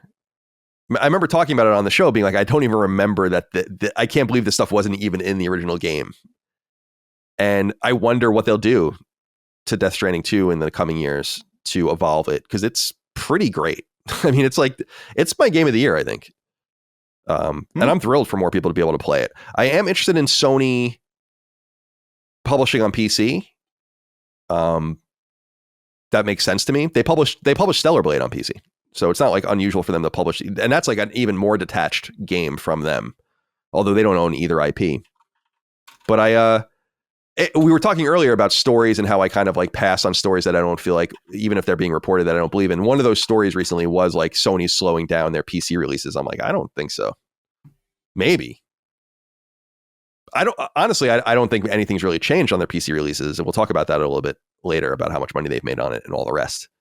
But Death Stranding 2 on the beach, ESRB did list it for a PC release. That stuff doesn't really happen accidentally. I've submitted things to the ESRB. You have to do it. Like, it's not, they don't just fucking make it up. So I would count on that. Yeah. And so do we all agree Game Awards kind of reveal seems to make sense for a February, March release would be a similar time. And Sony doing it themselves. I think it's funny, man. I think the 505 Games deal was probably like, fuck, we wish we did that. Like, Sony was in a different place with PC releases when Death Stranding came around. And what probably happened was to get Kojima to do it, they probably had to agree to a multi-platform release. Ultimately, it came to Xbox 5 years later, but came to PC. And Sony's like, oh, we don't publish on PC, so you can work with someone else. And now it's just different. Now they probably have first right of refusal on it. And again, we saw that with Stellar Blade itself. So not a huge surprise there. I'm very interested, especially you, Dustin, because you're more in this technical space. But we talked a little bit last week about this interview that our friend MysticRyan did with Bill Litzauer, who's the head of Implicit Conversions, the emulation studio that works closely with Sony on all of and other partners, of course, but for PlayStation 1 and PlayStation 2 and PlayStation Portable ports on PS4, PS5, available a la carte, also part of your PlayStation Plus premium subscription, depending on how you want it. I haven't gotten a chance to sit down and listen to this interview yet. I want to congratulate Mystic. It's, I think, around 100,000 views, which is awesome. Because this is a pretty niche thing. And he's done a good job of cracking the nut here. So he did an interesting interview with this guy. And I pulled out a couple of things that I thought would be interesting. And Push Square, our friends at Push Square, I think Sammy wrote both of these stories. Yeah. He kind of cut things out that I thought were interesting. So here's what Push Square writes. It says, quote, Implicit Conversions, the studio behind emulating some of your favorite PS1 and PS2 games as part of the PS Plus premium catalog, is quietly working on a PS3 emulator. While boss Bill Litzauer insists improving its support for PS2 is his company's current focus, he revealed in an interview with Mystic that he believes it will be feasible to emulate PS3 games in the future, potentially on the PS5 and certainly on the PS6. He said, quote, we believe it's feasible. I don't think anyone expects it to run on a Switch or PS4, but maybe PS5 and certainly PS6 whenever that comes out. We do feel it's technically possible. It's just a matter of devoting the time, energy, and resources to it, end quote. And then Push Square continues.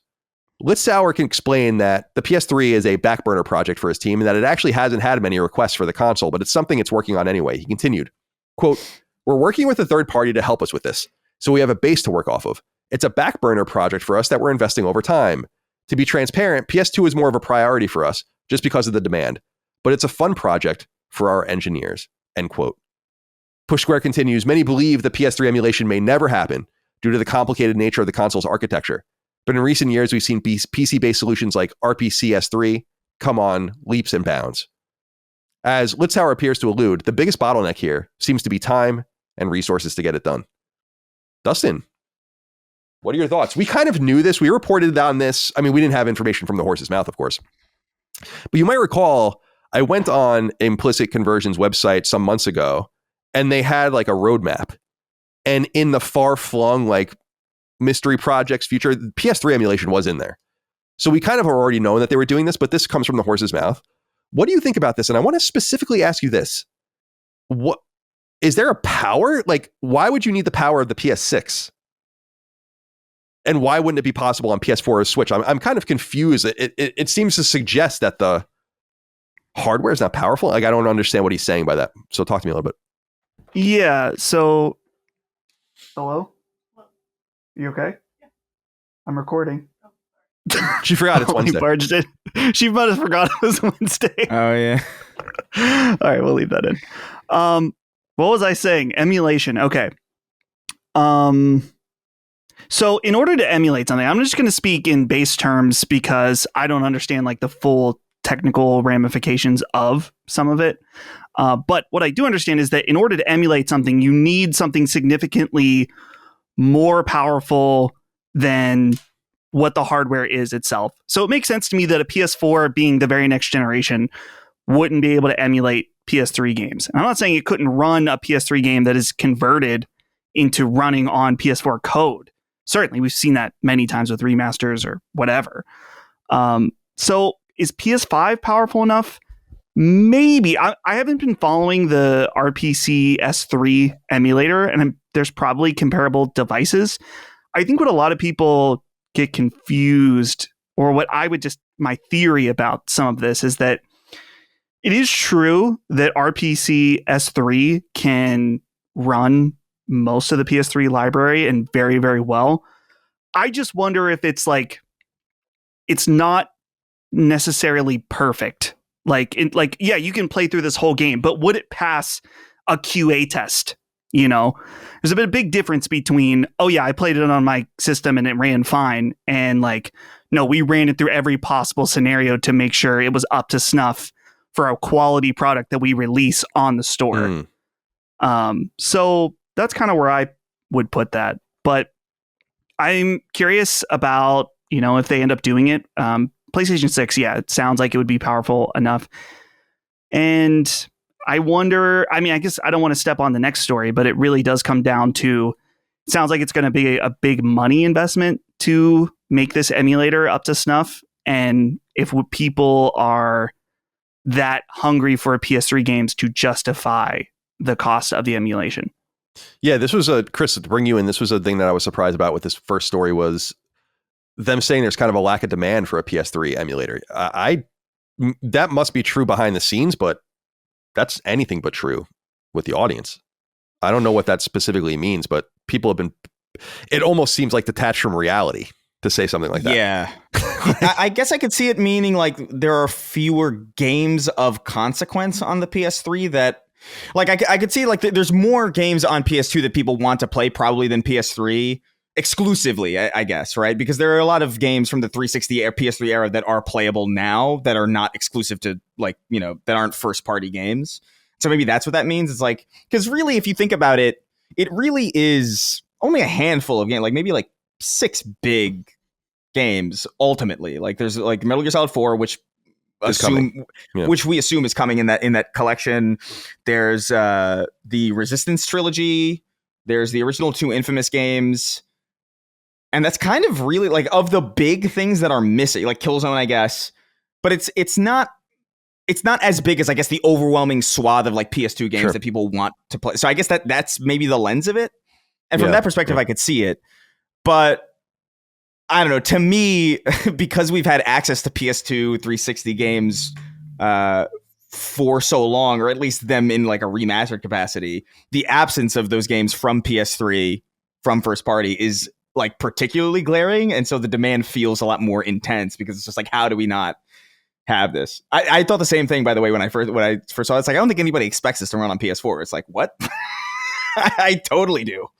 What are you saying? Yeah, like I totally would. I totally would expect it to run on PS4. Of course, me too. It's crazy. Me too. So, yeah, I mean, I don't know. Like, I think that's what they mean, though. It's all like there's fewer titles overall that are not playable that people are demanding.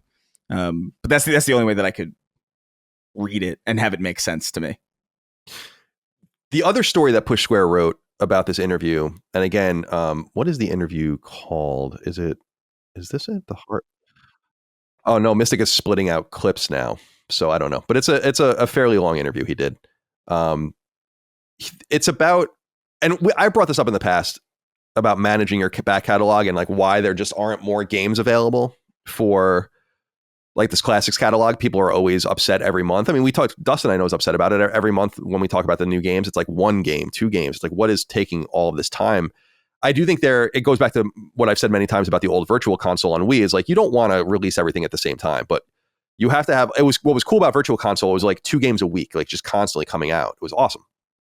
And you get a TurboGrafx game sometimes and an SNES game sometimes and whatever. But the same guy, Bill Litzauer from Implicit Conversions, kind of shed some light on this about what we were talking about from a financial perspective too. He was saying, quote, or this is what Push Square says. In an interview with YouTube channel Mystic, Bill Litzauer, the boss of emulation studio Implicit Conversions, sheds a little more light on just how difficult it is to get your favorite PS1 and PS2 games on modern hardware. The main thing is financial viability.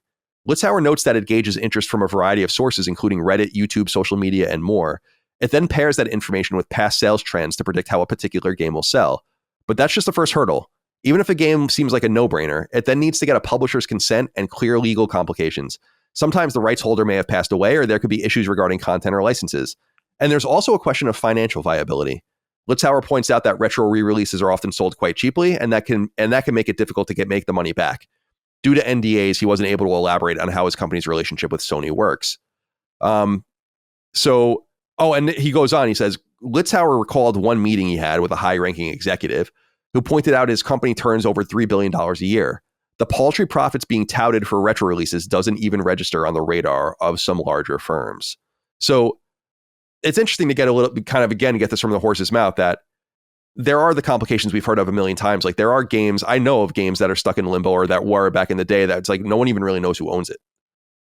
Like literally no one has any idea who actually owns the IP or like where the master of like where the game, game code gets lost all the time. But there are just a lot of things like that happening.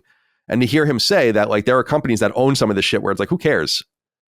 Why is this even worth our time? 25,000 copies or 50,000 copies when we can just kind of hold it in our vault and maybe do something else with it later. So it just gives us a little bit more insight into why I think these games are kind of slow to come to market. Although I think they're slower to come to market than I think they need to be still, even under those specific guidelines, just knowing Nintendo's experience back in the day with Virtual Console. Like they were publishing some of the most random shit right on the 3DS and still to this day where I see some of their updates where it's like, this is now on the subscription service. And I'm like, what? Like who even owns this? And it's fascinating. Yeah. So if they can do it, certainly Sony can do it too, but it is what it is. My take on this, so a lot of the conversation, they are talking about Sony PlayStation Plus Premium games. Implicit Conversions also does other work. Like if you look at their website, they worked on the port of Fear Effect 2, and they're working with Limited Run on that. And they're working on like Fighting Force 2, and they worked with Digital Eclipse on the Mortal Kombat or the Mortal Kombat Legacy, whatever it's called. So they have some more front-facing stuff, but I think my criticism still applies where I think when he's talking about that, he's talking about those more individualized projects, but it's like Sony with these conversions, it's like the money is there. You are getting it from those premium subscribers every month. It's one of the main reasons to get the premium outside of the streaming is the classics catalog.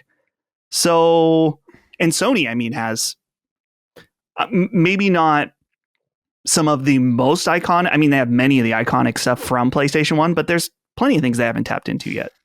So, I mean, it could just also be that if implicit conversion is the only one doing it, that they can only do so many at a time. So scale up. Yeah, make it happen. I agree. And I'm also yeah, I'd like to see more as well. Although they're also mixing these games into this time culture that we talk about all the time, where it's like, okay, so you're going to go play Wild Arms? Like, is that really what you're going to do? Now, the answer to that is, for me, is yes. But right. for most people, that's not what they're going to do. So I think there's that too. I do think that, and it's a great point. The cheap price is a killer. $5, $10. Can't make a lot of money doing that when you're losing 30% of all of it. So we'll see. We'll see what happens with it's confirmed here. PS3 games coming to. It's here on Sacred Symbols. We're confirming it. Yep. PS3 games coming to PlayStation Network. Only kidding. Okay, where are we now? Oh, I wanted to talk a little bit more about PC releases. Just saw our friend Reese Elliott, who's been on our show before on Sacred Symbols Plus, posted on the Alinea Insight newsletter the top selling PlayStation games on Steam. They report that PlayStation has made over $1.2 billion so far from games selling on Steam, according to Reese. $300 million goes to Valve for those sales. Pretty interesting. Again, just sitting there doing nothing, doing something for sure. They say specifically Sony is about $1.2 billion overall on these sales. $350 million or so has gone to Valve. They list, and again, these are numbers from their own, their estimates based on their own formulas and whatever. These aren't numbers from Sony, but they're very accurate firm, has been shown time and time again. Helldivers 2, 12.7 million copies on PC. Jeez. That's so many copies, dude. That makes Helldivers... Let's think about this. Is Helldivers 2 one of the 10 biggest selling PlayStation games of all time? You assume it's at what? 18 to 20 with PS5? Spider-Man's, yeah. So what game, so there's some Gran Turismo games, probably more than that. Maybe The Last of Us, Uncharted. Yeah, it would be. Of course it would be. It must be up there, yeah. Yeah. That's so interesting. And based mostly on PC. 2/3 of the players, I think they were saying at some point. So there's that. Now, the interesting thing that I wanted to say here too, and this is something he writes in, this is something that I've been talking about. Reese, you can admit if you got the idea from me, I'll allow it. Is I've been saying for a long time that there's a diminishing return, that the novelty is totally worn off. And that this actually works towards Sony's benefit in some way. Obviously, they want to make more money. But if they're selling fewer copies on PC over time, but still making a nice amount of money on it, then they know they're probably not leeching off of their console base. And so there's probably little risk, or at least less risk from my perspective than they might have thought originally. And in fact, when you see games like Helldivers, you're like, well, there's no risk at all. We actually spread the field and made an enormous amount of money. But they show that there is a diminishing return over time, and that it doesn't really seem to be, it seems to be based on time rather than the quality of the game or the interest in the game. So that Horizon Zero Dawn sells substantially higher than Horizon Forbidden West. That Spider-Man Remastered sells, I think, substantially more than Miles Morales. That Days Gone sells extraordinarily high. Days Gone sold 3.5 million copies on PC, according to this, which is crazy. And that is not even a Sony game of any relevance. And then yet when Spider-Man comes later, it sells 2.7 million copies. The only explanation, and I think this is what Reese has kind of stumbled upon too, and what I've been saying for a long time on here, is that there's just a novelty factor. It's actually not about the game. And you saw this with The Last of Us and then Uncharted and so on and so forth. I find that really interesting. So they have these charts that show like God of War 1, God of War well outsells God of War Ragnarok. Spider-Man 1 well outsells Spider-Man 2. Really, really interesting shit. So I don't know if you guys have anything you want to add on that, but definitely check out this article from the Alinea Insight newsletter Substack, the top selling PlayStation games on Steam, because they have a lot of interesting data here. And I think Sony's settling. This is why I was so confused when they're like, Sony's backing off of PC releases. I'm like, why? It's working out great. You're making a little bit of churn. $1.5 billion in all of these games is not that much. I mean, comparable to what Sony makes on PlayStation, but it's something. And it's not enough for any of the naysayers internally or externally to say, like, are you hurting PlayStation? I think you're just getting random customers by the hundreds of thousands and the low millions, and it works out. So shout out to them. And shout out to Valve. $350 million of passive income off of the Sony releases so far. Over on ShiftUp's website, they reported some of their financials in Korean, of course. So we're working on Google Translates of these. They're in South Korea, of course. Interesting note about Stellar Blade that I'm surprised isn't making the rounds a little bit more, specifically about the sequel. They write here, quote, ShiftUp CEO Young Tae Kim announced that it will conduct a large-scale open recruitment to develop the next installment of the global hit Stellar Blade. By the way, it's Stella Blade when translates from Korean to English. I don't know why. This recruitment will be open year-round with no separate deadline, starting on the 21st of this month. So that's already passed. It's November. And will recruit a wide range of talented individuals across a variety of development fields. The recruitment fields are 3D background artist, 3D character artist, background concept artist, monster battle designer, PC battle designer, level designer, system designer, scenario writer, technical artist, engine programmer, client programmer, composer, etc. Through this recruitment, ShiftUp is seeking talented individuals to collaborate on the creation of a next-generation multi-platform action game. A ShiftUp representative stated, quote, we welcome the active support of individuals who will once again surprise gamers around the world with new technologies and creative endeavors, end quote. I love that bullshit quote. That's an amazing quote. ShiftUp's next installment in the Stellar Blade franchise, currently under development, is a AAA multi-platform action game that expands upon the worldview of the company's global hit Stellar Blade, aiming for release on various platforms, including consoles and PC. The game will inherit the original IP's stylish action and narrative-driven worldview from its predecessor, delivering an evolved action experience. Chris, Sony's out. What do you think? I mean, I'm a little surprised, but I mean, I don't know. Stellar Blade's such a weird game to me because I really wanted to like it. And I just kind of, and I think I did on some level, but it didn't pull me in enough. So I guess on some level, I kind of maybe see what's like, maybe what they were feeling, but like, I am a little bit surprised to see I'm a little surprised to see this personally. Well, I guess my assumption it would be different just in the way I'm reading yours, which is that Sony, they said no to Sony. You know, not that Sony said no to the sequel. That's okay. Yeah. Well, I mean, like in other words, it's like, why would we do it? We sold all this. I guess so. Yeah, you're right. That does make more sense. I guess for me, I just look at it as like, because would it not benefit them to have kind of like a place in that region of the world to kind of like, or at least like some kind of relationship there? I feel like it would benefit them. Yeah, I mean, my assumption here and why I wanted to bring it up is that I assume Sony is kind of bummed about this. I mean, you would have imagined that there might have been some first right of refusal. We've talked about the increasing flexibility of these second party deals, beginning really with Neo and Koei Tecmo, where like, although those games have never migrated to other consoles, but where Sony doesn't own the IP and they really are acting just as the publisher. And this has happened with Death Stranding, which kind of happened after the fact with the IP transfer, and Stellar Blade is another one of these games. And so my assumption is that ShiftUp was like, we don't really need you. And they're probably right. I mean, that's kind of the thing is. No, yeah, they're definitely right. Yeah. But I don't know. I guess I would have thought, I don't know. I guess my thought was like they would have maybe been a little bit aggressive trying to, I don't know. I guess I thought it wouldn't turn out that way in some way. Like there would have been like kind of like a sweetheart deal or kind of something because it benefits them to kind of be active in that area and in that portion of the world. And not that they aren't in other ways, I'm sure, but like this is the biggest one that I'm aware of, or that I was aware of. As far as like a collaboration with, you know, the Korean kind of scene. Yeah, I mean, we have now we know about the Horizon MMO at NCSoft, which that's Korean. But that seems more based on it being running on Purple and not coming to PS5 and everything seems actually kind of maybe even for the West Asian market.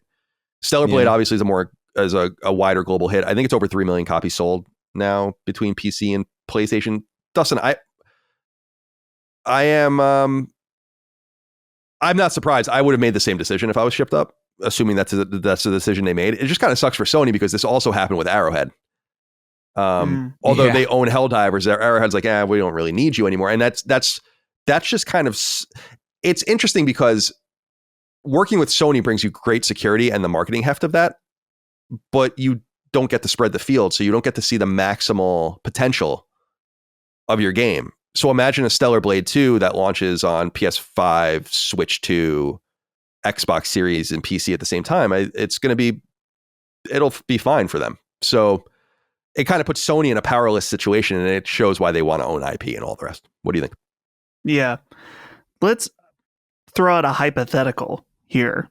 Is Shuhei Yoshida was the one really making this game happen for Sony. Like I was just reading this quote. Genki posted it. It's from the site Minimap, where he talks about visiting Shift Up in 2019 and 2020 after hearing about an outstanding console game. I wonder if now that he's gone, and while I mean it was a good hit for Sony, if they're kind of like, this kind of isn't our thing.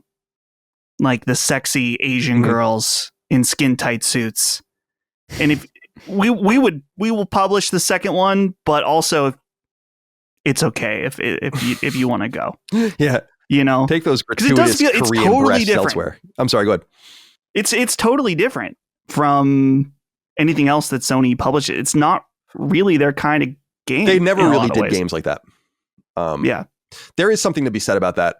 I also wonder if maybe it's just there's not that much money in being the publisher and kind of sharing funds on a 3 million seller over 2 years, also off platform. And I also think that just reading a little bit more about Shift Up and their plans with other games. So like that Project Witches game, whatever the hell they're calling it now, is they announced they're publishing that with Level Infinite, Tencent.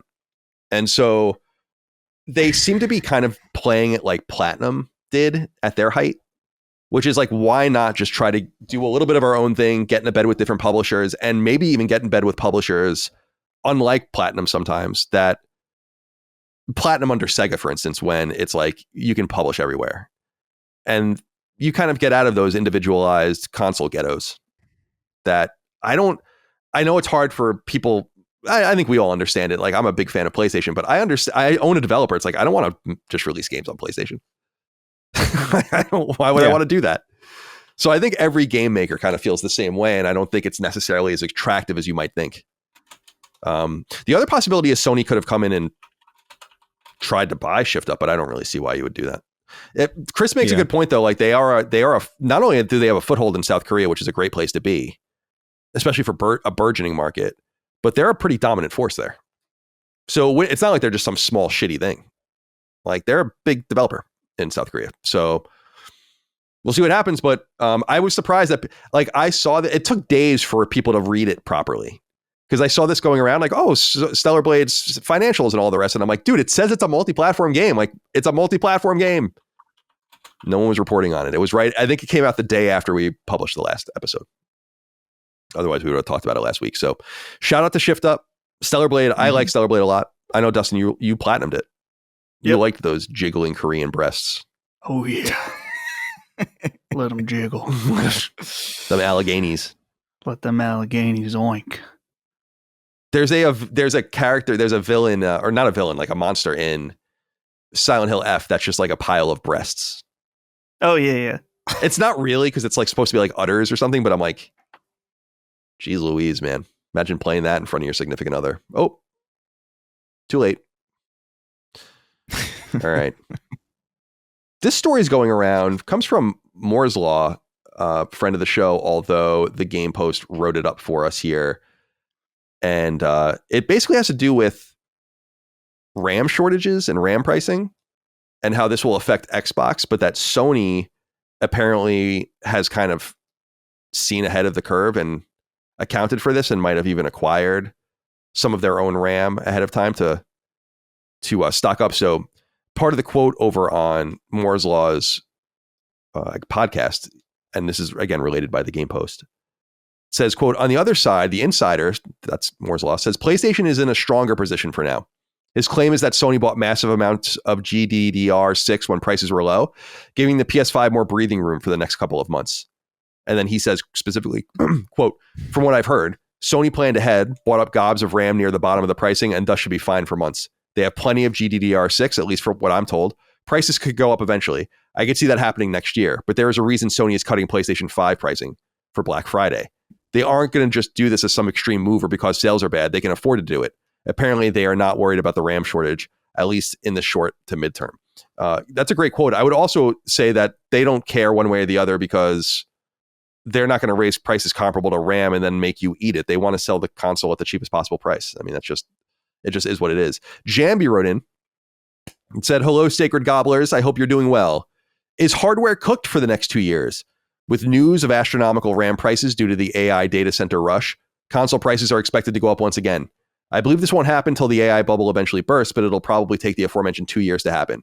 I'd advise anyone that wants a console to buy one right now if they can afford it, as things will get worse before they get better. Begs the question once again as to why Sony is in a rush to launch the PS6 in late 2027, according to leaks and rumors. On the other hand, PC gaming might have it the worst. Seems that us gamers can't catch a break with all of these price increases. Have a great Thanksgiving, and don't worry about your turkey being dry. I'm sure you will all be making things moist one way or another." That's a nice thing to say. If I'm making the turkey moist, I want to turn someone on. Dustin, you're connected to this. What's happening here with the RAM, and should we be worried? And will PlayStation prices go up again? Yeah, so I highly recommend Tom's video, and basically anything I know about it is from his video. But to my understanding, OpenAI, and it's here in the Game Post article too, OpenAI's huge long-term memory deal with Samsung and SK Hynix. They're buying basically 40% of the world's DRAM, which is just insane. Just buying up 40%. And apparently what happened when this deal was, I don't know if it was like being talked about or when it got struck, but either way, what happened was all these companies started to go nuts because they're like, oh shit, we need to buy up as much RAM as we possibly can. So you have the shortage, like the actual literal shortage that is coming, but then it just got exacerbated by chaos of all these companies not wanting to have to increase the price of their stuff because RAM is so expensive. And it is real bad with PC. PC's already been hit like crazy to the point where RAM is, I think I saw the other day, 250% higher than it was just a few short weeks ago. Oh, cool. So, and I think in Tom's video too, he talked about like stores saying that like a computer store, like a Best Buy or something, if they order stock of computer RAM, they're not expected to get it till December next year. Wow. Or something like, maybe it's, I think it was computer stores, but anyway, the point of the emphasis is that it's bad. And it seems like Sony did make the smart choice or knew at the right time when to buy. And man, if the price of the Xbox goes up again, that was the big thing that, and I didn't bring it up because it's not relevant to our show. I don't want to, but that was the big heft of the story that people were really reporting, was that he was saying that Xbox prices are going to go up. Right. Even more. It's just crazy, like, come on, man. So yeah, I don't know, man. My advice, much like the write-in, because I know there are probably thousands of people that are on PS4 right now, and they plan to buy a PS5 when GTA comes out. Don't wait. If you can, do it now on Black Friday, where you can get it at the launch price. Right. Do it now. I'm just better safe than sorry. Yeah, I mean, You're not getting a deal later forever. on. It's like, you might as well just commit. It's not going to get any better. But make your own decisions, of course. I mean, who knows? Maybe everything, the prices will fall out, but it doesn't seem like that's going to happen. So, and all of this, Chris, in the chase of AI data centers no one wants. Yeah, man. Oh man. I wish there was just the wave of despair that just washed over me as you said that. It's intense. I don't know, man. Look. These are the pricing structures of the Gilded Age that we are clearly in. But hey, man, look, if the Black Friday, if the sales pitch is 0% off from 5 years ago, we're in a dire place.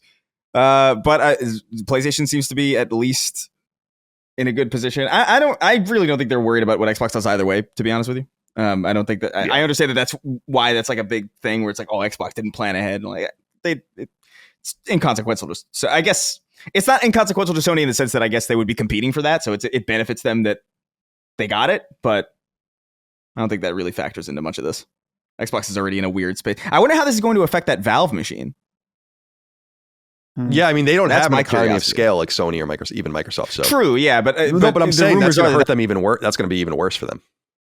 Right. So it'll be like because that thing's already rumored to be like $700-800. So like now, right. So like you can imagine by the time it's approaching 1,000. I don't know. Yeah, I mean, $700-800 is way too high for that thing. I would pay at most 800 for it. Because I am kind of like, all right, I could see myself using that, but like I don't know, man. You're reaching. It's the same thing as like with when Game Pass reached $30. It's like, well, now you're in gym membership territory, you know? Like it was one thing when you were competing with other streaming services that I also kind of didn't use that much. Now it's a little different. Certainly. Yeah, I'll be interested to see how this all pans out. I will say you're right about the Gilded Age stuff. Just in things are so economically fucked up right now that, and it's not even that the economy's bad per se. It's that there's like a growing inequality and it's not even inequality. It's like a disparate nature between the haves and have-nots. I guess that is inequality of in this unholy alliance of inflation and availability of goods, just driving prices higher and higher, and it just and it's all in service of AI. Right. Great. Exactly. It's so bad. I don't think people understand. And it's like we're already so close to seeing guillotines being taken out of the street. It feels like that. Like I was listening to this economist talk about the Fed and everything, and he was saying, talking about interest rates and how they're probably going to have to go back up because inflation is going to kick in next year because they're going to start printing a lot more money and everything like that. And I'm like, man, how much capitalism is just so you have to shepherd it. It's obviously a very vital, important, unbeatable, economic system. It just is what it is, but it can't be this unfettered thing. You have to, just like you have to guide small R Republican government, or you have to guide it. And you can't, right. It can't start working against people like it is right now. It's just, I don't know how much more people can take, and RAM is like irrelevant. It's like just the way that all trickles down to the realities of life. It's crazy out there, and I feel bad for people. I feel bad for me. We're all suffering from inflation, but many people have a lot less than I do, and so you can't afford the erosion of the value of your dollar. It's sad stitch. But I'm glad PC gamers are getting hurt by it. Yeah, 64 gigs of RAM costs more than a PS5 now. Oh my God. That's crazy. Yeah, let's just do a little experiment right now. Going on Amazon, 64 gig DDR5 RAM. Never in a million years. Okay, two Crucial Pro DDR5 64 gig kit, $424. Here's another one, $541. Here's another one, so G-Skill Trident. I'm pretty sure that's a good brand. $570. What's so funny about this though, Dustin, too, is that there's just going to be a drive upward because of the disparity in what people make, which is what it is. It's like the reality is a lot of people can just afford that, no problem. So it's not going to like come down through the market forces like that. It's going to come down through the availability, because there's probably almost no price that you can stop charging, because like some fucking Bitcoin miner will just buy it. Yeah. Oh yeah. Scalpers, right? That kind of thing. There's just the demand is not going to be abated by anything, so you just have to flood supply. Some Bangladeshi bot is going to buy like 5,000 PlayStation 6s. Dude, by the way, we said this on the stream, but I just have to reiterate on Sacred Streaming, we said it, but the geolocation thing on Twitter is the fucking best update ever. Oh, yeah. I love my favorite thing. Oh, it's so fucking funny. And I totally agree. Now, what they need to do is they need to give us like the ability to kind of geofence, That'd be great. I'll just cut off 2/3 of the world. No problem. Oh yeah, easily. So, bye. I'm all for it. We'll never hear from you ever again. Oh God. Bangladeshi patriot. Bangladeshi MAGA patriot. There's so many from Bangladesh. So weird. It makes perfect sense. Of course. People are like, it's a cultural thing. I'm like, no, dude. It's an income thing. You can make hundreds of dollars a month just shit posting on Twitter. People overestimate how much you make. It's like not that much. Maybe you can make like a low thousands of if you're really good. But that's a fucking lot of money in Kenya. Right. That's like making $500 a month is like a lot of money in like what is even in India? Like what is the per capita income? Per capita income India. What is the per capita income of India? $2,388 a year. So you could be like a shit poster on Twitter and make 10 times the per capita income. Surprise. Yeah. What they should really do is just get rid of monetization on Twitter. A good idea in premise. A nice idea to experiment with. Not working. The experiment failed. Yeah. It's okay to admit that. Mm-hmm. It's okay to admit when an experiment fails. Right. It's like, this didn't work. Let's not do that. I mean, a lot of people could have told you that it would because in some sense it's kind of, the profit motive isn't for everything, dude. And it shouldn't be for everything. There are certain things where it makes sense. This is one of those things where it's like attention on Twitter. Isn't that enough? Isn't there enough of that? Right, exactly. Do it for the love of the game. Need to incentivize more of it? It's crazy. You got to troll for the love of the game. Right. Yeah. I respect that. But so yeah, I just wanted to say I think that update is fucking hysterical. Like one of the funniest things a tech company has ever done. Actually. Yeah. It's the first time I was like, good. Thank you, Elon. Yeah, like, right. This is amazing. This is an amazing change. Love that. Good. All right, a couple more pieces of news items that I wanted to get through, and then we'll get into what we're playing. Both of you very curious to see what you think of this. There'll be another closed beta for Marathon. This one's running from December 12th to 16th. You can go to Bungie.net and sign up for any platform you want, so PlayStation, Xbox, or Steam. And it runs from December 12th to the 15th, 2 p.m. to 8 p.m. every day. That's Pacific time because, of course, they're in Washington State. You will know you're invited if you receive an official email from Bungie, and invites will be sent in waves throughout the test. And you will not be... Oh, I'm sorry. If you've played in the alpha or other NDA playtests, am I automatically invited to the Marathon December community playtest? No, so you'll need to sign up again if you've already been in some of these playtests. And I think this is strictly under NDA, although I believe the last ones were too, and shit still leaked. So I would imagine that's going to happen. I wonder how they're marking screens and trying to figure... Like, they're doing something to your footage to try to track you. Yeah. And I wonder if people have figured it out and you can blur it out and not get in trouble. And really, like, what... I've never infringed on an NDA, but like if you infringe on I never even really played it in an alpha like this or a beta, but what is even the penalty? I have no idea. Are you guys going to play? Chris, are you going to check out the Marathon community playtest December 12th to 16th? Yeah, I mean, so this has been happening for a while, and I haven't signed up purely because the NDA, I feel like, kind of defeats the purpose. If I'm going to play something, I kind of want to be able to stream it or talk about it or, I don't know, do something with it. But I've been playing a lot of Arc Raiders, and so like I'm kind of like in this mode where I do kind of want to play more of... Like, I remember really liking Marathon, but I think I actually understand it more now, just from having the availability of Arc Raiders being out and like available at my whim. I think I kind of understand some of the systems that I maybe just didn't engage with as deeply when I was going into it. So I did sign up. I don't know if I'm expecting to be invited. Like, these are kind of... these are a little bit more tight knit. But I just sign up, and if I get invited, I'll play, and I guess I won't talk about it on the show because it'll be NDA'd. But I do. No, man. I maintain, man. Like, and we'll get into it with what we're playing, but like, everything that I'm playing right now just kind of makes me more into and more excited about it because like it's good in a different way, and I'm looking forward to seeing like what's different because I've heard from people who sign these NDAs and don't care and will tell me whatever, that like there's a lot of interesting stuff that they're doing and changes that have been implemented already. So like I'm keen to see them and then not relay them to you because I'll be under threat. But it's worth noting that this is only in North America, by the way, this particular playtest. Yeah. Yeah, I signed up for it. One of the questions is, what industry do you work in?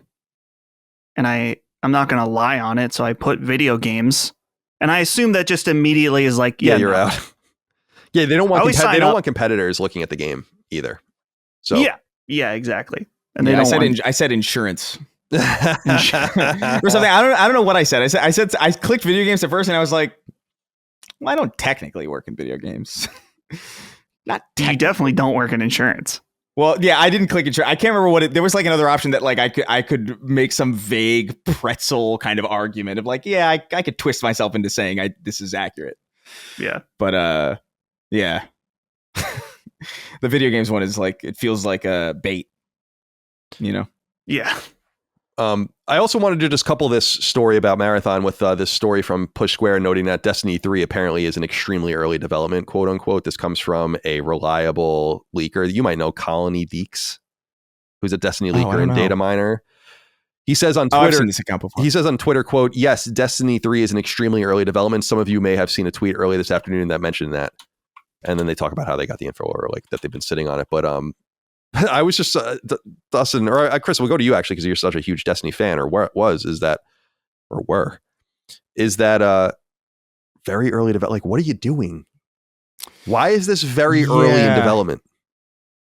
Well, I mean, we knew that, in fairness, like because not that we knew that it was in early development, but we knew that it wasn't in development. Right, so it could really only ever be in early development if we start hearing about it. Sure, that's true. But yeah, it's a weird misstep for them, in my opinion, and not that I don't think Marathon is a worthy thing to try. Because again, I do think it's authentically good and like it plays really well and it's cool. And it got me into this entire genre that I probably wouldn't have given a shot otherwise. But in my view, to not also kind of bet on the future of this thing that seems to be so clearly the tentpole of what you're doing, this intrinsic kind of built-in fan base that you have who are hungry for more, like they're actively wanting more Destiny. And in fact, a lot of Destiny people are annoyed about Marathon because they look at Marathon as an opportunity cost at the cost of getting more Destiny. It's like, well, they're clearly not going to make more Destiny if they're working on Marathon. And I guess that kind of makes sense. But yeah, like I don't know. It's very odd to me that there wasn't at least a plan in place for Destiny 3 to kind of pick it up and start running with it. And that it's only starting now is a little weird, but I don't know. Assuming Bungie is still around in the time that it takes for Destiny 3 to get out, it kind of makes me a little bit more excited because I know that, if they're starting now, then there's a higher chance of whatever we end up with feeling like an authentic leap in quality. Like if it really is like a tentpole PS6 game, that kind of is a lot more exciting to me than if it was just like a more PS5 oriented, although it still will be, I guess, because it will be backwards compatible, undoubtedly.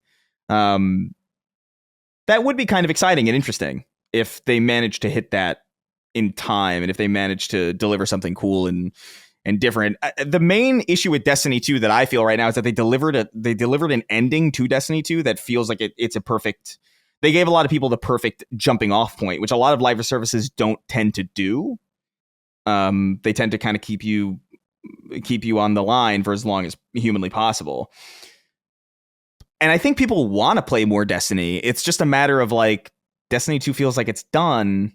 And any attempt to continue it feels kind of forced, or it feels like it doesn't feel cohesive. It feels like the game is being held back in some way because it's built off of this PS4 tech that doesn't allow them to do as much as they probably could if they leaped forward a little bit. And so, like, yeah, I'm down for a Destiny 3 in the amount of time that I would assume it would take for that to happen. Like in 3 years from now, I would probably be like, yeah, I'm down to jump back into Destiny for a little bit. I probably won't take it as I probably won't be as into it.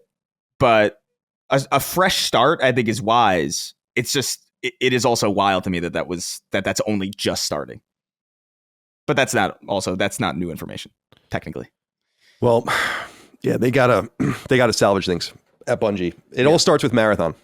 They gotta get Marathon right. Even if it doesn't, Marathon has any good multiplayer game with the provenance of a Bungie making, studio with the provenance of Bungie making it, and the respect that they have will create some sort of community attracted to it. So the game has to be good. They have a huge advantage in this environment of not being some unknown. They have to use it. I mean, it does also have to hit. Like there is, I know we've talked about this before, but like Marathon is good already. It's just a matter of like whether or not, like when it comes out, will people care? Will it capture people in the same way? I think Arc Raiders is kind of like we've been over this too before. It's kind of like a double-edged sword because like it is growing and it is introducing people into this genre, and there could be an argument there that like it gets people into Marathon actually more in some sense. But there is also the opposite is also possible. Where it's just like, well, why would we go there if we have this? I don't know. I'm really fucking curious to see, because like everybody that I seem to meet online, strangers that I meet online, they're like, yeah, this is good. But then like PvP happens, and then I hear like I hear the complaints like from the people in the game. It's like, oh, corner peeking, nice, great, and you're like, I hear it and I feel it. And so like I wonder if there is like this big wave of people getting into this extraction genre and getting like a feel for it, but also feeling like I want something a little bit, maybe I'm ready to get a little bit more hardcore, but not quite Tarkov level. Not quite that. Tarkov is like, I think I saw somebody explain like Tarkov is like an unemployed game. And Arc Raiders is we like should play Tarkov on stream one day. That I would play. Oh my, that's you're asking for it, man. That's so I would never stream Tarkov. I'd get immediately destroyed. Yeah, it'd be so ridiculous. I'd be so totally bad. Out of my depth. All right. We'll keep an eye on this, obviously. Marathon coming in hot, I think, next year. Yeah. Presumably. We'll see what happens. What's your guess? For March? For release? I don't even conjecture, I guess. I think some of it might be flexible based on the feedback they continue to get. But they're testing it repeatedly, like you said. So it seems like maybe they're trying to stress it now. And so maybe that suggests that it's more complete. Yeah, March could be right. Summer, I thought might be interesting too. Attract a younger crowd, a college crowd, out of school. Oh yeah, but I don't know. It doesn't matter. None of you are studying anyway. Half you can't even read. Right. You're just having ChatGPT write your essays for you. Right. Who cares? Yeah, and that's why we can't. And by the way, that's why the RAM's so expensive. You see what you're doing to yourself? Yeah. 2 million gallons of water is just evaporated forever because you had to fucking cheat on your goddamn Edgar Allan Poe essay for ridiculous. Thanks a lot. Thanks. This morning, from when we're recording, they announced December's PlayStation Plus games for Essential. So that's at all tiers. This is, of course, the monthly games that they give out and have given out every month, since the year 2010. This is a fun one. A little bit of a Thanksgiving/Christmas celebration, as it were, because there are 5 games instead of 3 this month. And it's a pretty nice catalog of games. All of these will be available to download free of charge as part of your subscription, of course, starting December 2nd. And they'll be available until January 5th. The big game of the month is perhaps Lego Horizon Adventures on PS5. This seems like a perfectly reasonable game to give away about a year out from when it came out. I platinumed it. It's nothing special, but I do recommend people play it. See what you think. They have nothing to lose at this point. The way I interpret it as it's a little bit of a love letter to Horizon, kind of, but it feels like a half-assed Lego game to me. Like it doesn't have all the trappings that really make Lego games. It's more of like this spin-off feeling game. You play the same stages over and over again and you level characters up, but there's something I love Horizon, as you guys know. I mean, I wasn't crazy about it, but it's free as part of your subscription. So check that out. Will you guys play it now? I'll probably play it for 30 minutes and then decide, yeah, I'm not really into this. Yeah. That's probably what's going to happen. Fair enough. Who knows though? Yeah, it's fine. It's no better than fine.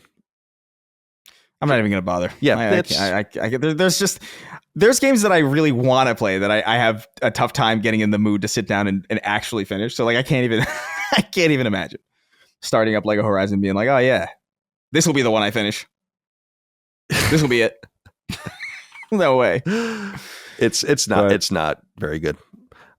Killing Floor 3 is another one, only on PS5. This isn't a great sign for Tripwire. This game just came out earlier this year. As I understand, this is not a very well received game. But yeah, I could be wrong about that. The other Killing Floors are very popular. So there's something went wrong with this one. But for people that don't know, it's kind of like it's a co-op shooter. Outlast Trials on PS4 and PS5. This is from Red Barrels. This is the Outlast, of course, is two of them. I think they're single player horror games. This is like a multiplayer game in that universe. Certainly not for me, but a lot of people this game is well received. Have you guys played this one? I don't know anything about this. I mean, I've heard of Outlast, of course, and I remember that game, but I loved the original. I don't think I've even seen gameplay. Outlast 1 is a great game. Freaky. Yeah. I love the whole camera mechanic. I thought it was a really neat idea.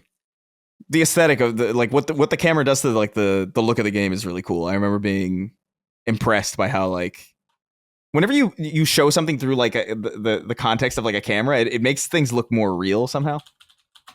It's really a really clever trick that they use. I've only seen friends of mine play this out of the corner of my eye. You know what I mean? Like their name will pop up on Steam. It's so and so is playing Outlast Trials. I'm like, what the fuck is that? And a multiplayer Outlast game didn't even see that. I would have never even thought that would make sense. But apparently people like it. Yeah, it's supposed to be pretty good. I mean, people can go check it out if they want as part of their PS Plus subscription. The original Outlast is a PS4 launch game, which is interesting. So, oh yeah, which is why I played it. Played everything basically at launch. I remember there were some totally random things on there, some weird. What was that? There was I reviewed it. There was a weird digging game. God, what was it called? I can't remember. Don't even write in because it's not that important. Well, yeah, let's just look it up. Digging PS4 launch. It was a little important, apparently. Yeah, this is. There's so much slop when I type in PS4 launch games. This is an article I wrote. Let's see. Oh, it's a wiki. Super Motherload. Oh, I would have never guessed that. Yeah, I'm looking at the launch lineup now. Yeah, Dive Kick was a launch game. That game Contrast from Compulsion, which is now an Xbox studio. That was a launch game. Warframe was a launch game. It's crazy. That game is still mega popular all these years later. Yeah. The fourth game available. So again, not 3 games this month, but 5. Synduality Echo of Ada, which is I understand is a PvPvE game, which I'm hearing it's not very good either. So I don't know. Bandai Namco published it though. And then Neon White, which is supposed to be pretty good. It's one of those very kinetic, fast moving first person games. It's a little too much for me. I don't. Those games give me agita. That looks cool. That game Ghost Runner, I think is one of those games. That game looks really great. I think I even bought it, but I'm I'm too old. My bones are too fucking fragile for this game. They're very, I don't. This is the kind of thing. I'm normally a controller guy for most things, even PvP first person shooters and stuff. But Ghost Runner and games like this, it's kind of this is a mouse and keyboard kind of game. I played a little bit of it. And I really liked it. But it's also it's weird. It's got this Ghost Runner quality that I really like, but it's also got this anime kind of tinge over it that it kind of rubs against it in a way that I'm not that big on. But I did like what I played of it. I think I just got distracted. It's a solid game, I think. From what I've played, I remember it being pretty good. If there's one thing that I would say people should try from this lineup, it would probably be this one. Okay. Although your results may vary if you're on a controller, I'm not really sure. That might be the best game of the bunch. In terms of what you might look at a Metacritic score or whatever. By the way, hear me now, audience. You have till December 1st to download November's games if you're a PS Plus subscriber and you haven't done so already. So just add them to your list if you want them. They're Stray, WRC 24, the racing game, and Totally Accurate Battle Simulator. So they are available for you if you'd like until December 1st, and then they're gone and you'll have to buy them again.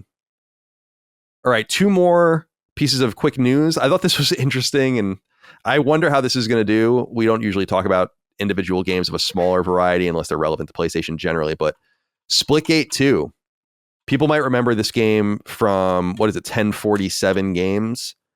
It came out earlier this year. It's a sequel to Splitgate, which was from 2019, 2020. An online first-person shooter, free-to-play. And they were in beta for a little while in May, and then the game launched in June, and then they went back into beta in July. Not a good sign, although not unprecedented for it to come back from this. This was, of course, the game that had a lot of drama because the guy wore a MAGA-style hat.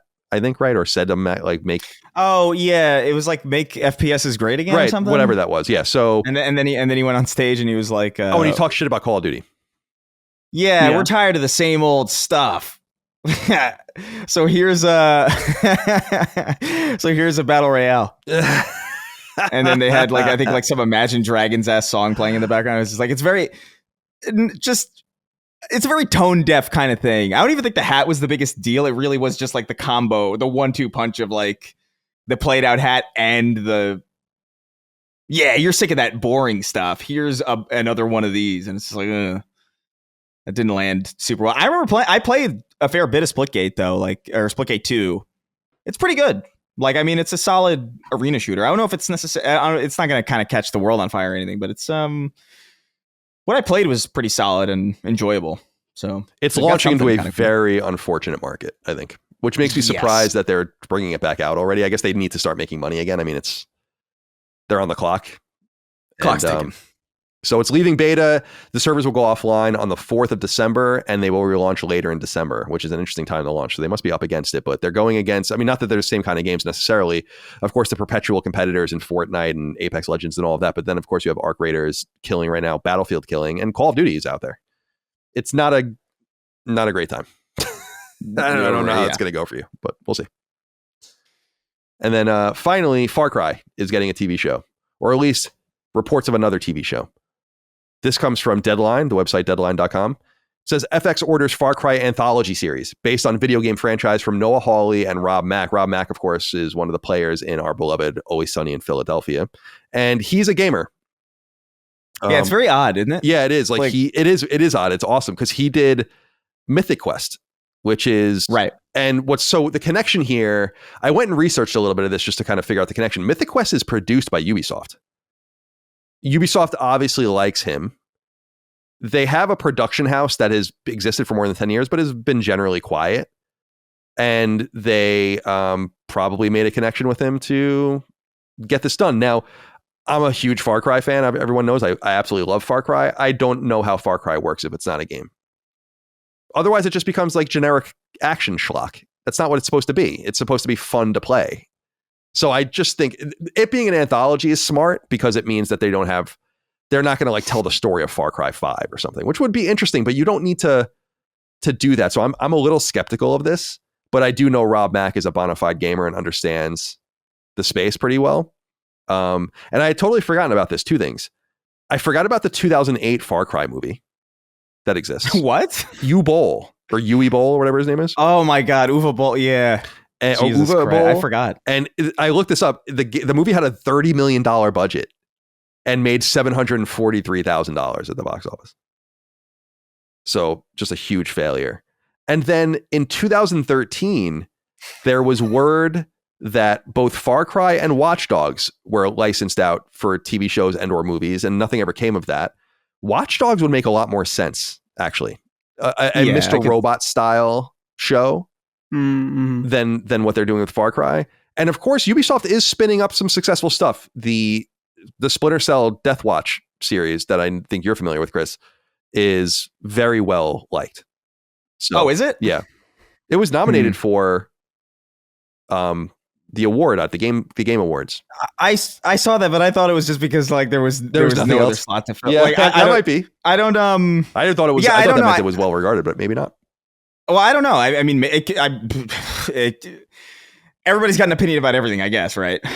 Because I saw The Last of Us season 2 there, and I remember that being kind of like mixed, you know. So I'll give it a shot, I guess. I've not heard anything about it, and I assume that if it was good, people would have I would have heard about it because I'm probably like the only Splinter Cell fan that a lot of people know about. Especially like amongst my friends, like nobody I know gives a flying fuck about Splinter Cell. I remember asking, it's like, oh, is Michael Ironside going to come back? And they're like, who's that? It's like, okay, well, that's a problem that you don't know who that is. But yes, he's pretty integral. God damn it. Maybe I'll check it out. Yeah, let us know what you think. If it's well regarded, yeah, might not be a bad idea. It's I'm not. Lord knows I'm not getting any other Splinter Cell. Yeah, I mean that's about all you're going to get. Dustin, which Far Cry game should be made into an anthology feature? I mean, everyone would say Far Cry 3, I guess. Yeah, it's got to be Far Cry 3. You at least got to start with it. Yeah. Because I think that would be the most appealing to people. But I'm good. Yeah, I just don't understand. I am a Far Cry stan, like unapologetically, and there are lots of us. There are many, many, many of us. The games sell millions and millions of copies, so it's popular to hate on the series, but obviously it's well liked. I'm telling you, like, I don't understand how this is going to work. It's about the insanity of playing it. It's always been. Kind of the same thing with Crysis. The definition of insanity. Oh, I knew some here. Killing okay. it. Killing it. All right, my friends, let's get into what we're playing since the news is now done. I'll go first and get out of the way. That's that guy's least favorite thing I ever did. Right. Mm-hmm. I'm doing that just because I'm talking about the same games over and over again, so it really doesn't behoove us to linger on them too long. I'm at the very end of Silent Hill F. I think I'm at the last boss. Actually, I just stopped playing because I was getting kind of tired and wanted to enjoy the ending and all the rest. I'm not crazy about the game, but I want to see the ending and then I want to begin the New Game Plus. And I know that there are like different avenues and outlets to understanding it. It's certainly a very dark game, and I appreciate that. Domestically dark, let's say. And I think that's pretty cool. Not unlike other horror, I suppose, but I'm still questioning what's Silent Hill about this really. And not that I'm like really the expert and arbiter of all things Silent Hill. I'm certainly not. But yeah, I'm a little soft on it right now. And then Ball Pit. I've been playing Ball Pit. I beat the last stage yesterday, but I guess there's more because I didn't get the trophy for beating the game. So, but I beat all the stages that are available to you. And so now I'm just going through and beating them all with the different characters just to complete addiction. Love it. One of the great games of the year, no doubt.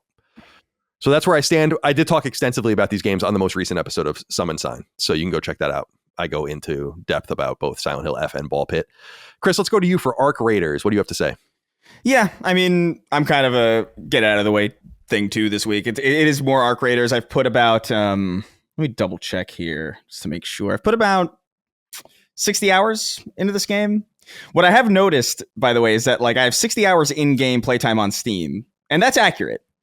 But then if I look in the player stats in the game itself, it says I've only spent about 35 to 37 hours topside, which is like in the game, which means a good half or almost half of the game is spent doing like inventory management and like, you know, sitting there on the screen deciding like, do I take this? Do I not?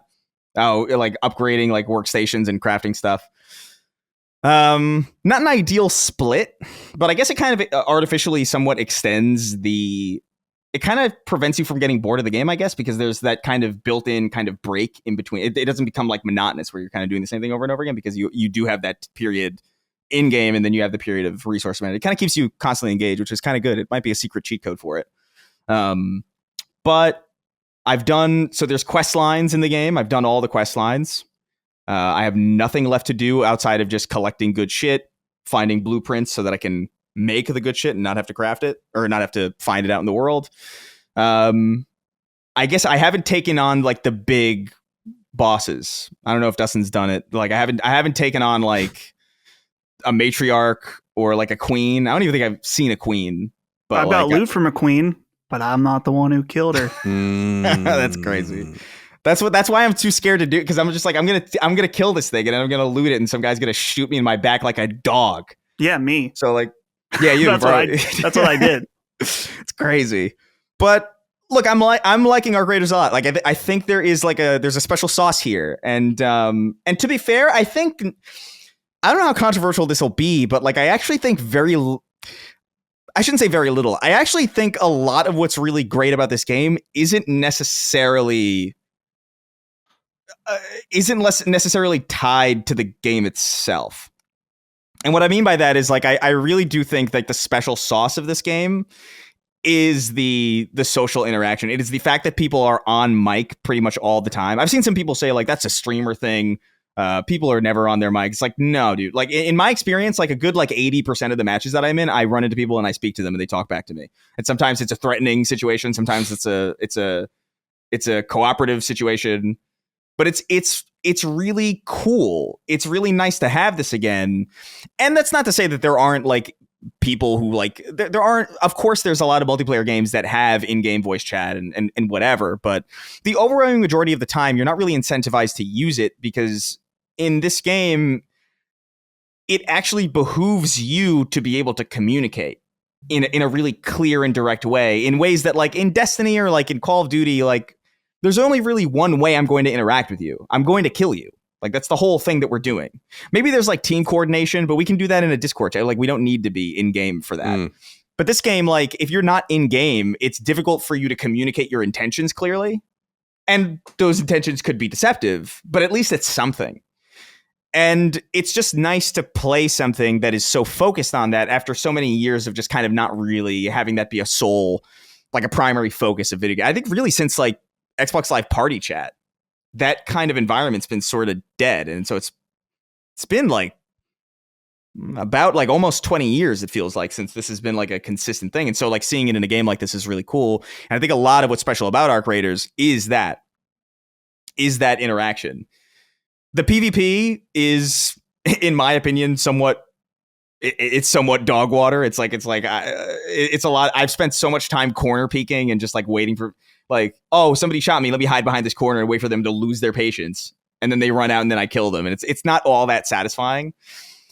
And I've seen some takes where it's just like, oh, well, this game will be better as a PvE experience exclusively. And I'm like, not really. Because although like PvP in and of itself is not as satisfying as it can be in other extraction games, and certainly not as satisfying as in other PvP focused video games, like purely PvP focused games, I really think it's the possibility of that happening. Not it happening, but like the possibility that it will happen lends a lot of tension to everything else that I think justifies its existence. And I don't know. It's interesting. Like I do have more fun in this game when I am just engaging in PvE and when I am linking up with other players to like take on like a boss or whatever. And like we're delineating like who gets what, like what do you need? Oh, I can give you this. You have this. And we're bartering. It's cool. I like that environment. But if that was the only environment that you could engage in, I think that would become stale very quickly. I think what lends a lot of strength to the game is the fact that anybody can shoot you in the back. And there's like there's an interesting kind of social experiment thing going on with this game that I find it's really addicting. And again, it's not really about the game. I think a lot of games could do this if they wanted. Particularly extraction shooters, I think, shine in here. And this is the first really big, major mainstream game of this type to really hit. But it makes me excited to see more people getting into it and going to other things too. Like I'm curious to maybe even jump back into Hunt a little bit, because I'm like now I kind of know. I certainly know a lot more about this genre now than I did when I first played Hunt. I was like, oh, this is obnoxious, and it very well might still be. It's obnoxious in Arc Raiders as well, but there is something cool about it. There's an argument to be made here that, I mean, AI stuff notwithstanding, and the AI stuff is the least engaging part. Like I still have yet to feel like it was justified to have AI voice. Like it really doesn't make any sense to me. But AI stuff notwithstanding, I think there is a pretty good case to be made here that even with like some of the jank and even with some of the design quirks that I think make it a little bit questionable, even with like the somewhat cumbersome UI of having to go to workshop and craft and like it's a little bit all over the place, there's a pretty good case to be made that this is arguably a game of the year contender. You know, just from the phenomenon perspective, in the same way that Overwatch was in 2016, where it's just like there were clearly better games than Overwatch in 2016, I think. But that was the cultural zeitgeist game of the time. That was like this big kind of phenomenon that kind of took over everybody. And I think there is a case to be made that kind of applies here. But I like Arc Raiders. I'm kind of an extraction shooter guy now, which is interesting. I didn't expect that to happen, really, but I dig it. I think it's a really interesting multiplayer design space to inhabit. And so, yeah, but that's all I really have to say about it. I finished the game ostensibly. Like anything now is just kind of playing for the love of it, which I plan to keep doing. It's fun to stream as well because you get those interactions. But I'm sure they'll add a ton of content. I mean, I'm sure they're really yeah, aggressive. I'm sure there's a pipeline there. I'm actually surprised that I made it through all the quests. And although I have to say this, because this was a point of frustration that I was kind of surprised by. This is a baffling oversight, and maybe Dustin has encountered this as well. But this game is built around cooperation in such an obvious way. Like, the game wants you to be in game and talk. This game wants you to kind of like link up with people. Like, it initially didn't even have like a duos queue. So like it really only was for solo and 3 people. Now they have a duos queue. For a game that is so focused on cooperation, it is baffling to me that there are quests in this game where you and 2 other players are going to complete it. And there's an item that you have to pick up and only one of you can carry it. And then when you go out to like turn the quest in, only you get it. And so like now you have to run if you're doing it with 3 people, you have to run the same exact quest 3 times, which you could potentially do pretty quickly, or you could get completely screwed and you could spawn on the exact opposite side of the map. You run halfway through, you get gunned down in cold blood, you have to re-queue. So like, that's weird to me that you can't as a team turn in quests. And by the way, it's not like a bug or anything. This was like a consistent thing. Like the entire game. There are certain quests that you can, but if there's an item that you have to pick up and put in your inventory and turn in, your team doesn't get credit for you doing it, even if you all do it as a team. It's very weird. I get that that's maybe like a way to extend playtime or whatever, but I don't know. As a co-op focused game, I thought that was like really fucking strange, especially because my memory of Marathon was that was not a problem in Marathon at all, even though that game is actually less co-op focused because there was no in-game chat originally. It was more PvP oriented. So that was a glaring thing to me. But it's really my only major complaint with Arc Raiders. And so, yeah, I'll keep playing it. But that's really all I have to say. I guess I had more to say about it than I thought I did. But cool. And yeah, we did an Arc Raiders Sacred Symbols Plus episode as well. So you can check that out on Patreon, patreon.com/lastdaymedia at your leisure. Dustin, you, like Micah, my lovely wife, playing Kirby Air Riders. Kirby Air Riders. So we talked about this on Summon Sign, that is out for our patrons, and I guess it'll be out for everybody very soon. But I didn't have any experience with the original Kirby Air Ride. I don't think I've ever played it ever. Yeah, on GameCube. On GameCube. So this was totally new to me, but I am a fan of Sektori and Super Smash Brothers, and I loved watching his YouTube channel when he was doing that. And so it's like, yeah, pretty much anything he does, I'm interested in. He strikes me as extremely thoughtful and creative. And I mean, clearly the success of the Smash Brothers IP is maybe not just him, but largely because of his dedication to it. And this game is weird, like not what I expected. Because I think when this game got announced, I was like, you already have a racing game coming at the launch of Switch, and now you're launching another one so quickly after. But very, very quickly after I started playing the game, I was like, oh, this is very different. It is only played with 1, sometimes 2 buttons. And so your cart or your machine in this game just automatically goes forward. And you use your single button. I think I use the A button when I do it, but it like slows your cart into a drift, and then you boost around corners. And the game is like super combat focused. Like you're picking up different, like sucking up enemies, very, Kirby style, sucking them up, and then you'll turn into like a swordsman to take out other players, and that gives you boost. But the most interesting thing overall to me with this game is just how much stuff is in it, where there's the main racing mode, there's a top-down racing mode, there's this like larger map, I'm trying to remember, it's called like City Rush, I think, or something like that, where you go and you're like trying to level up your cart as soon as possible. There's an online mode, there's a single player light story mode to it. You can customize all your carts, you can unlock different outfits for your characters.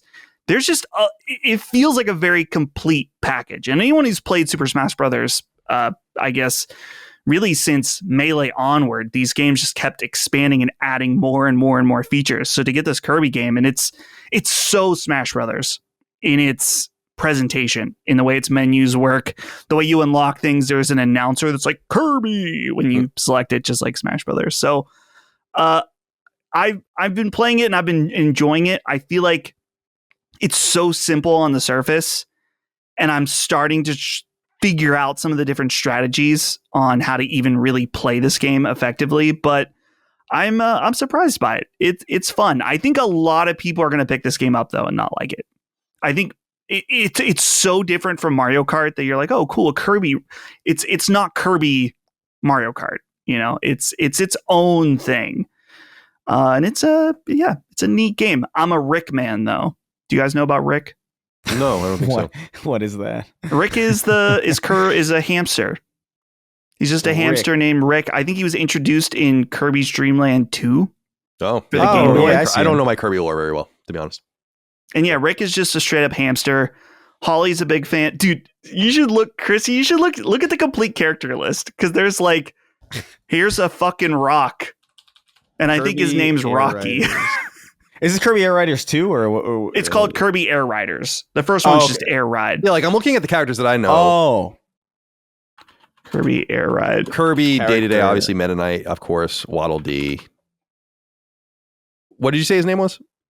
Well, there's Rick the hamster. And then they're like, here's Susie. And Susie's some kind of robot. Here's Knuckles Joe. This sounds like a Smiling Friends character roster. Rick is crazy. Yeah, Rick next to that picture is fucking sending me, dude. I love that. Is crazy. Rick is the best. Oh yeah, he's awesome. I don't remember this character at all. There's Joe. Lolo Kirby's Dream Land and La. 2. So the Game Boy game? Yeah, I believe so. Oh, I like this one. DeRoach. Dude, DeRoach. How could you? And you can't forget Gooey, who just looks like a fucked up slime from Dragon Quest. Oh, we got Marx here too. MARX. Yeah, great. Karl Marx. Where's Angles? Angles the Beetle. Yeah, this is certainly Waddle Doo, huh? This is a fucking Smiling Friends. There's all of these names, and then there's just this guy, and his name's Chef Kawasaki. Like, he has a very Japanese Chef Kawasaki. That's Holly's favorite. Oh, I see Gooey here. No one will ever beat DDD himself. He's the greatest. King DDD, yeah. He's a fucking psychopath. But yeah, it's a fun game. I love him in Smash Brothers, and he wins, and then the camera just zooms in on his face. Yeah, he's like just looks like a fucking crazy person. I'm sorry. Go ahead. I interrupted.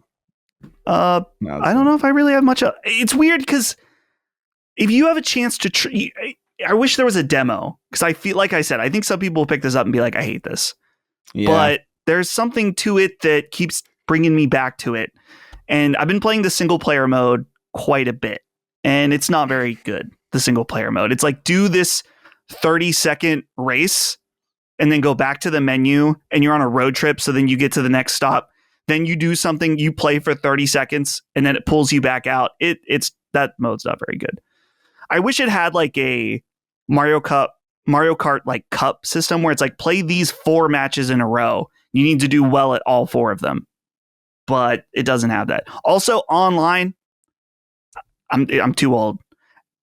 Or maybe I'm not old enough. It's funny, I was thinking about this with Nintendo games. I'll play a game like Arc Raiders. Hardcore. I'll tell someone to fuck their mom. No problem. Mm-hmm. These Nintendo games online, I'm scared. Like, imagine the type of people that play Mario Kart seriously, and they're the ones playing online. Yeah, it's rough. I'm like, I can't compete. No, thank you. Yeah, it's not an ideal roster to enter. Yeah, the people, I mean, I told that guy in Arc Raiders to fuck his mom. Some of these people playing Mario Kart, if they're like Christian, yeah, they might be the ones doing that. Well, that's what we're playing. Find plenty of time to play more in the weeks to come leading up to Christmas. I want to knock some of this stuff out and then get into Final Fantasy Tactics, perhaps. A few games that I missed that I got to get into that maybe not have to, but I'd like to. That game, The Altars, I definitely want to check out at some point. That's been catching my eye as well. Yeah. I had it on my cross media bar for a while, and then it was just sitting there for so long, and I hadn't played that. I was like, this is I should delete this. I'll get it. I'll figure it out eventually. But like, I heard really great things about that game. Yeah, it's supposed to be cool. So we'll see. All right, boys, thank you for letting us know what you're playing. And now we'll get into 6 questions, comments, concerns, thoughts, and ideas from the audience over on Patreon, patreon.com/lastdaymedia for early ad-free access and all of the rest. One of the perks you get over there is submitting inquiries to all the shows we do on the threads on the newsfeed for the various shows. Sacred's threads typically go live Wednesday afternoons, deleted Thursday afternoons. So you have that 24-ish hour period, a little less than that, to get your inquiries in. You've heard them throughout the show. Here are 6 more. David Kratisberg wrote in and said, "Hey, Sacred Boys, just wanted to shout out Sektori. Saw Colin tweet about it, and what a wonderful surprise. Have any of you checked it out? Happy Thanksgiving to you all, and keep eating that turkey." So what he's referring to is that Housemarque, the Sony-owned studio behind Resogun and Returnal and upcoming Saros and Dead Nation and Super Stardust, etc., tweeted out a video of a game called Sektori from an old employee of them. And I responded to it. I'm like, this looks, this gives serious Super Stardust vibes. And Super Stardust, of course, is a classic Housemarque game that really put them on the map, especially with PlayStation fans.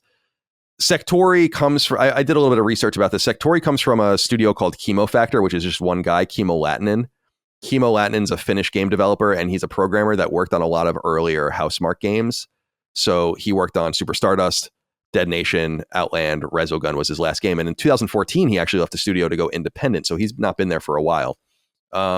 This game is supposed to be excellent. However, I haven't downloaded it yet, and I don't know if I'm going to play it for basically the major reason that it's supposed to be fucking really brutally hard. And that's not really what Stardust was. And of course, this isn't just Stardust. It's a lot of people are referring it to kind of a Stardust meets Geometry Wars, which it is in its own way. It looks beautiful. It's a very fluid, old school like Housemarque arcade game. So if you're into that sort of thing, it's definitely something worth checking out. But I can't speak to it beyond that because it's supposed to be very hard. And I'm not looking to get my fucking dick kicked in at this juncture in my life. So that's why I haven't checked it out. If I didn't read that about it, I probably would have downloaded it and played it and then found out the hard way. Pardon the pun. Have you guys heard about this game or seen it? I saw you tweet about it, but I didn't look at gameplay till now. I immediately thought Geometry Wars, which was an amazing game on the Xbox 360 arcade. Yeah, it was awesome. It was one of those early hits that they had. I respected this game. Like, I'm looking at some of the gameplay.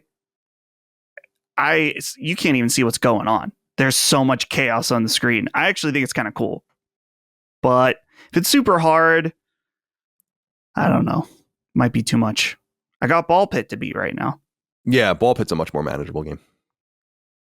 So, yeah, Sektori's out there. If you're interested in a game from a Housemarque veteran, and since Housemarque has clearly moved on from making these kinds of games, you're not going to get them from them themselves, obviously. Nor should you. They're on to bigger and better things. Markham wrote in, I'm interested to see what you guys think of this. This is Howdy Boys. My wife bought me a PlayStation Portal for Christmas. I was not supposed to know, but I saw a notification on her phone show up about it being shipped. Do I tell her I saw the notification and just act surprised? I'm really looking forward to it, as I want one for watching soccer. Much love from Ireland. Why were you on your wife's phone?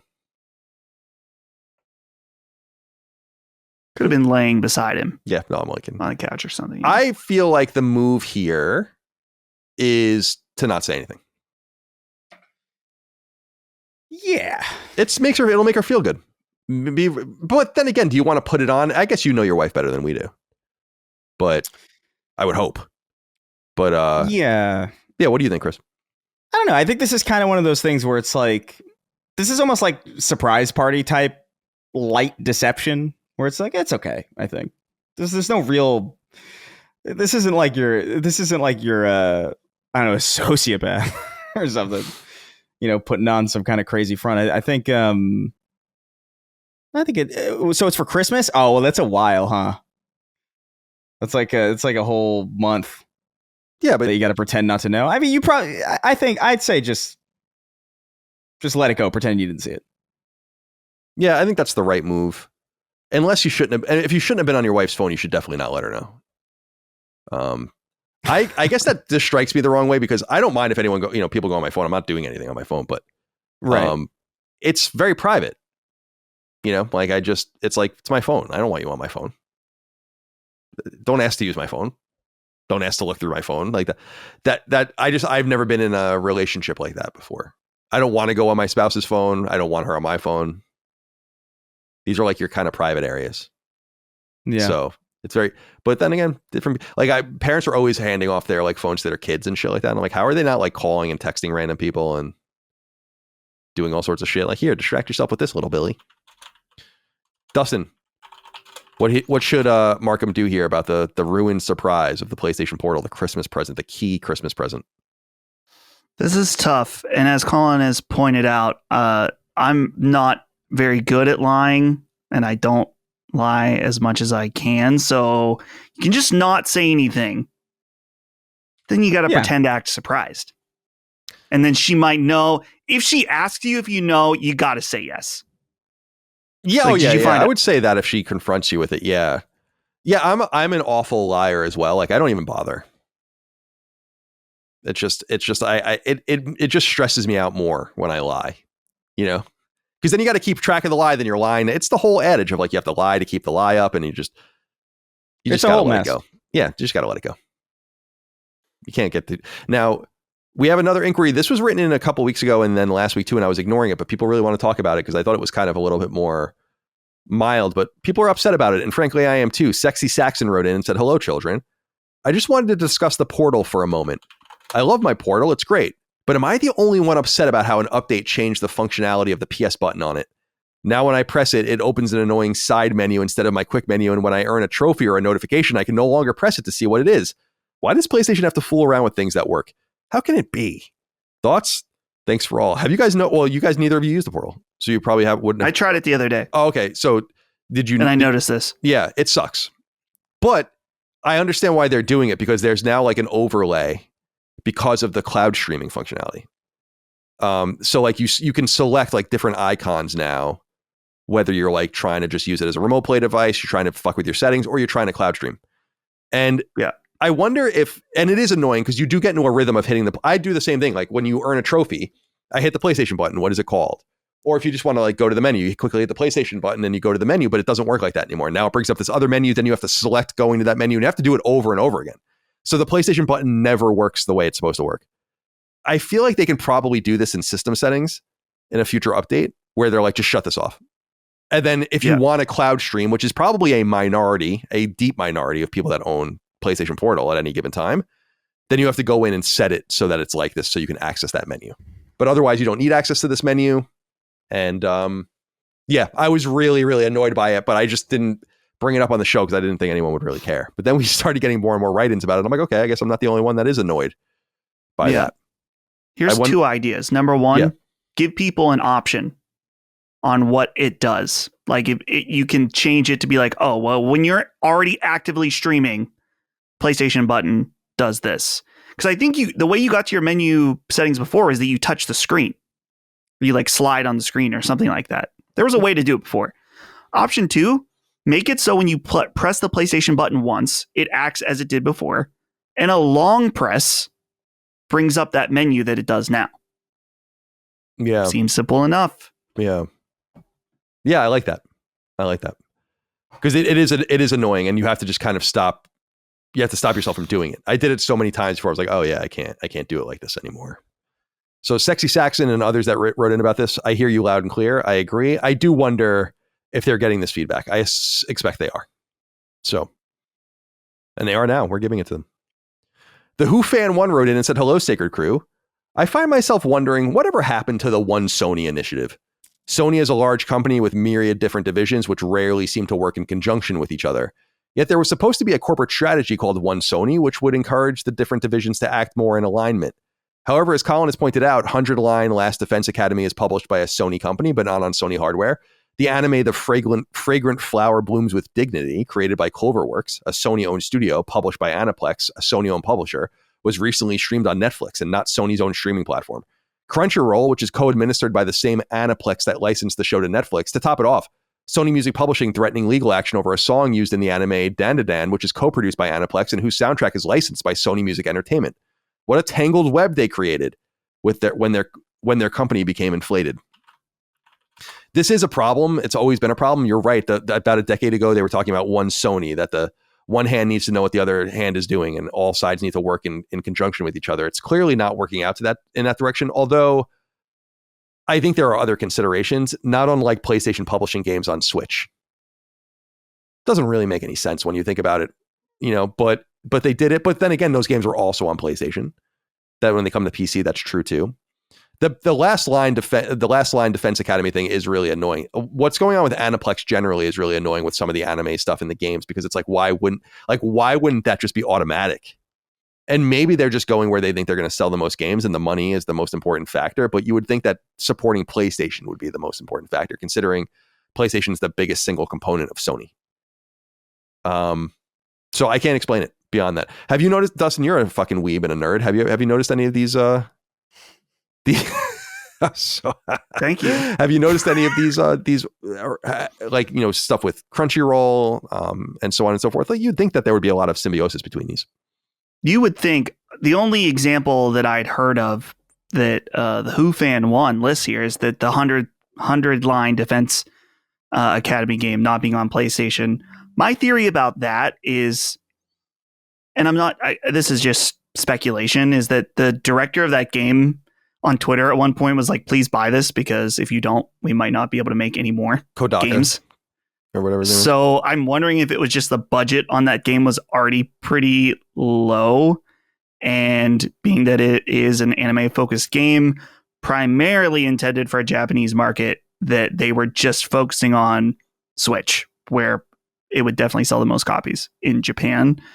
But at this point now, it's like, why isn't it on PlayStation? Because the game was received very well. And I think the director went and said like, oh yeah, we're doing great now. Thank you. So it does seem odd. In particular, this one with Dan to Dan definitely seems weird, but I don't honestly know enough about them to be like, oh, it sounds clearly stupid from the outside to be like, oh, why would a company sue itself? Fucking money laundering. Yeah, it's weird. It's a whole weird. I'm like trying to look up like if there are any other obvious like misses here on the One Sony initiative, and I guess I'm not really seeing anything like too obvious. I think the biggest question I want to ask now, though, for Chris is, Chris, are you going to check out The Flagrant Flower Blooms with Dignity? The second I saw it, I was the second I saw that name, I was like, that sounds like something I'd like to get to know. Dustin's looking it up. I think I've heard of this. Surprise. I did. Oh, because there was a little bit of controversy about it being, dude, anime fans fucking hate Netflix.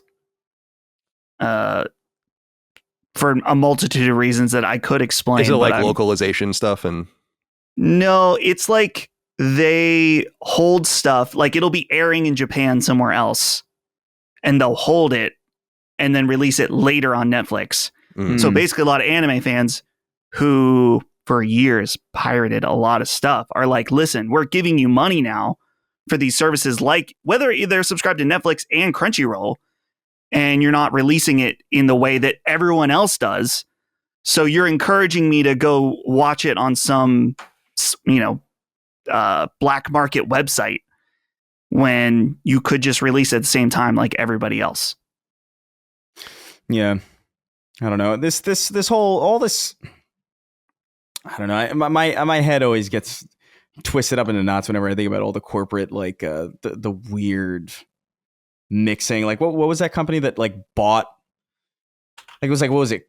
Pepsi that bought like Pizza Hut and Taco Bell and all those, right? And Taco KFC. Bell and like and combine themselves just because they couldn't compete with Coke, and so like there's only like 3 companies at this point. And what was that? Isn't there something happening too? Like where like Warner Brothers is there's something with Warner Brothers happening where like they're merging with something else. Yeah, I think you're right. Let me look. So it's getting I don't know. It's getting crazy out there, man. It's getting ridiculous. If you're suing yourself, if you start suing yourself, you know that things are maybe things are a little too complicated. If you can accidentally sue yourself. Warner right now, there's a bid on for them. Paramount, Comcast, and Netflix are the bidders. Right, that's what I think was. I think I heard that the Paramount thing went through, but like maybe they're still talking about it. But It's just mergers and mergers, guys. It's just everything's. We're going to end up with like 2 companies. It's surprising. I mean, I'm not a fool. I understand that the heft of a large company and the power that it brings to the market. But at the same time, I feel like companies start to act so inefficient. We talk about this all the time, like Ubisoft with 20,000 employees. It's like 20,000. How the fuck do you employ that many people? And I just feel like things just get out of control. Like it's so wildly inefficient. That's why I know we talked about this and we had a disagreement about it, about when Elon bought Netflix or to Twitter and then, laid off 90% of the people that worked there. But it's like, you didn't really need all those people, did you? I mean, it just seems like you would want to be as efficient as possible by keeping these companies totally separate. And like, if a company owns all of these different pieces, you keep them loosely organized enough not to sue each other, perhaps. But there's just such a massive level of inefficiency with even being bloated that way. That's why when I see, it's like when a company like Amazon can have hundreds of thousands of employees and then just lay off like 30,000 people and it doesn't affect anything. It's like, that's just such a level of inefficiency that only a corporation or a government can, like a big organization. Things shouldn't be, in other words, it's unnatural to be that big. You have to force it together, like by like gravity. And I don't know. It's just another problem with capitalism. Lewis94 wrote in and said, "Hey gents, this question is for Colin." You guys can answer too, of course. "I've heard you often talk about your love for retro games, especially 8-bit and 16-bit references, and I want to know what drives this love most for you. Does it bring back nostalgia from being a kid, or do you genuinely cherish a particular aspect of those games that can't be replicated in modern gaming? Also, as a side note, on your last episode of Sacred Symbols, I heard you talk about the Tales games and was wondering what's the best game to start with, and how would a beginner get into this? Thank you for all you guys do and have a great Thanksgiving." I mean, I think a popular answer would be Symphonia. Have you ever played Tales of Symphonia, Dustin? No. Seems like a game you might enjoy. It's a GameCube game from 2004, and it's been re-released many times since then, including on PS3, and there's a PS4/PS5 port of it as well. That's a very friendly, very popular, very accessible Tales game, and a good place to get into. It's not one of my favorites personally, but it is a crowd favorite, no doubt about it. So hold on a sec. Yeah, there we go. So I look at old games like I look at chess and chess variants. Chess is a perfect game to me. It's been the same with, the castling came in at some point and like en passant, but the rule has been, or the game has been the same for like 1,000 years. And there's nothing you can really do to it to make it better. And there are a bunch of chess variants, like a shit ton of them. You can play like Fisher randomized chess. You can play Blitz, and you can play Bullet, and you can play chess with various handicaps and randomization, and you can play displacement, and like there's a bunch of different ways to play the game on different boards, huge boards. But the reality is this, that to this day, no two chess games are ever alike on a regular board. None. It's that dynamic. Even after all this time, all of these people, all of these matches, sometimes things don't get any better than that. And I think the 8-bit and the 16-bit era, but really the 8-bit era, represent a sort of gameplay purity that can't be exceeded. It's not to say that all of the games are better than modern games. That's not true. It's just to say that there's like when we played Mario 3, right, on the stream, it's like, this game is perfect. Perfect. You don't need to do anything to it. And there isn't even enough to it to see the flaws in it. There are no flaws. It's perfect. And I think that those eras, and maybe from like the mid to late 80s to the mid 90s, there are an inordinate number of perfect games, because it's before things got kind of out of control, for better or for worse. Certainly entered more of a reliable 3D realm, analog sticks and dual analog sticks, and shit tons of buttons and online functionality and all the different things that bring dynamics to games, but yet nothing will feel better than Mega Man 2. NES Tetris is still considered the perfect Tetris. I disagree. Well, you like Tetris Effect. Well, I just like Tetris that has a hold button. Oh, yeah. Yeah, that's nice. That's like I like the hold button as well. And I think they changed the order in which it spits out pieces. What do you mean? So like, I'm trying to remember. I watched a video about this years ago, but like it has a different algorithm in which it decides what to give you a piece so that it's more even instead of like, oh, I really need a long piece, but it could go a very long time without giving you. Yeah. Like it doesn't know. It's not smart enough or active enough. I mean, I think it was Summoning Salt, but I could be wrong, did a really great piece about like the perfect Tetris score and like people getting like it was all through the NES Tetris game. Maybe the Game Boy Tetris game as well, about being able to like basically break it. But anyway, my point is that I'm very attracted to games that are simple, not easy, but just simple. And like Castlevania, jump, attack, up and attack is your special weapon. That's it. Mega Man, jump and attack, go into the menu to use special weapons. That's it. Mario, jump, fireball, fly. I don't know. There's just something that's always going to be very attractive about those kinds of games to me. And that's why I make those kinds of games. So, you guys are clearly not as attracted to that era as I am. Is it nostalgic? Sure it is. I grew up in that era. I mean, there's definitely something formative about growing up with an NES. Yes. For sure, yeah. You know, I was in elementary school and into, 4th, 5th grade when the NES went away and the SNES came on the scene or whatever. And it was a big fucking deal. Yeah, no doubt. And that's always going to stick with me. I will always be a Nintendo fanboy at heart. I've said that forever. Like, I loved Nintendo. Like, without Nintendo, there would be no Colin Moriarty in this industry. Period. Without the NES and the SNES, no way. So yeah, of course there's something about that. But I even think about the sports games that I like not even, you actually brought up Blades of Steel when we went to the Steelers or the Penguins game, Dustin, and one of my favorite sports games of all time, if not my favorite sports game of all time, is Baseball Stars, which is an NES baseball game, and surprisingly deep baseball game, but it's very simple. So yeah, that's my attraction to it.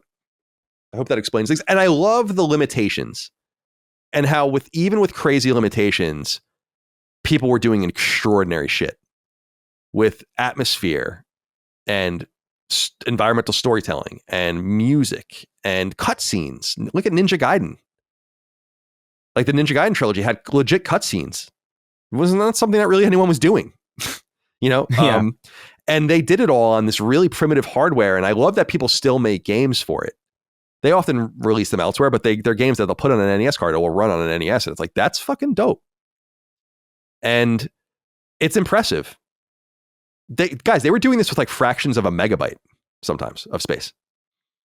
Yeah, it is Like, crazy. It's like when you think about it, it's like, what? Like, how is it even possible?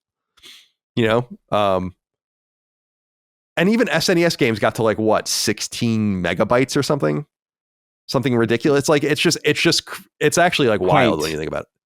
It's very quaint. Yeah, so that's the answer. There's something about. Okay, Chris. No, I was just gonna say, like, for me, it is like Tetris. I've talked about constantly, like, where I just feel like I think Tetris is a perfect video game. I think there's very little that you can do to Tetris to improve it outside of just making it feel slightly like the Game Boy Tetris is like, it feels like a Game Boy game, but Tetris in all of its iterations has been more or less the same. Like the only things that have changed are the surrounding accoutrements and and the hold button, I guess, or like the way that it looks when you do the thing. But like everything, Tetris Effect is beautiful, dude. Like it is just a perfect feeling video game, and it's not really that different than the original Tetris outside of just like how it's presented. And Miss Pac-Man is another one where I just think it's like Miss Pac-Man feels perfect. Although that's like Miss Pac-Man is more like arcade oriented. Like I would never play Miss Pac-Man on like a D-pad or something. You need the stick. Pac-Man is you need this. You need the stick to like. Oh, love it. It's good shit. So like I didn't. So like I had an NES until like I was like I was playing primarily on NES until I was like about like 6. So like a lot of my earliest memories are that it's like Duck Hunt, Mario, Shadow of the Ninja, which I've talked about, which got that remake last year, I think. Mm-hmm. And there were some other games that I had for it too. I think Excite Bike. Yeah, Excite Bike. Yeah. And I think I had Pole Position, but like I might be misremembering that. But like I have a big affinity for those old games, particularly Tetris and Miss Pac-Man. I think are just like I hazard to guess like it would be difficult to improve those games. Yeah, you really. I agree with you. You really can, and that's why I brought up chess. Is that like there are all these variants of chess for people that are bored with chess or want more out of chess, and yet you'll never really improve chess. You haven't improved it in 1,000 years. Yeah, it's like so, and that's just the way I feel about like Mario 3 or Super Mario World. It's like, okay, you're not making a better game than this. It's all in the accoutrements. It's literally just how it looks. Like sometimes you could have like, oh, the knight is like a different character or something. You know what I mean? Like that's the only thing that would. It was just like Tetris Effect, where it's just like the game is the same. Or like Monopoly, where it's like it's Spider-Man Monopoly, right. You know? But it's like, that's Monopoly, dude. Yeah, it's just the same game. You're putting sugar in your medicine in some way to try to make it into something else. But like that's Monopoly, dude. Like unmistakably. I like how no matter what the Monopoly board is, no matter how stylized it is, every Monopoly board I've seen always has the same cop. Oh yeah, like that. Yeah, the weird looking cop. You like go to jail. It's a good shit. I love Monopoly. Dustin, you were going to say something. I don't know if you remember what you were going to say. Yeah, sorry.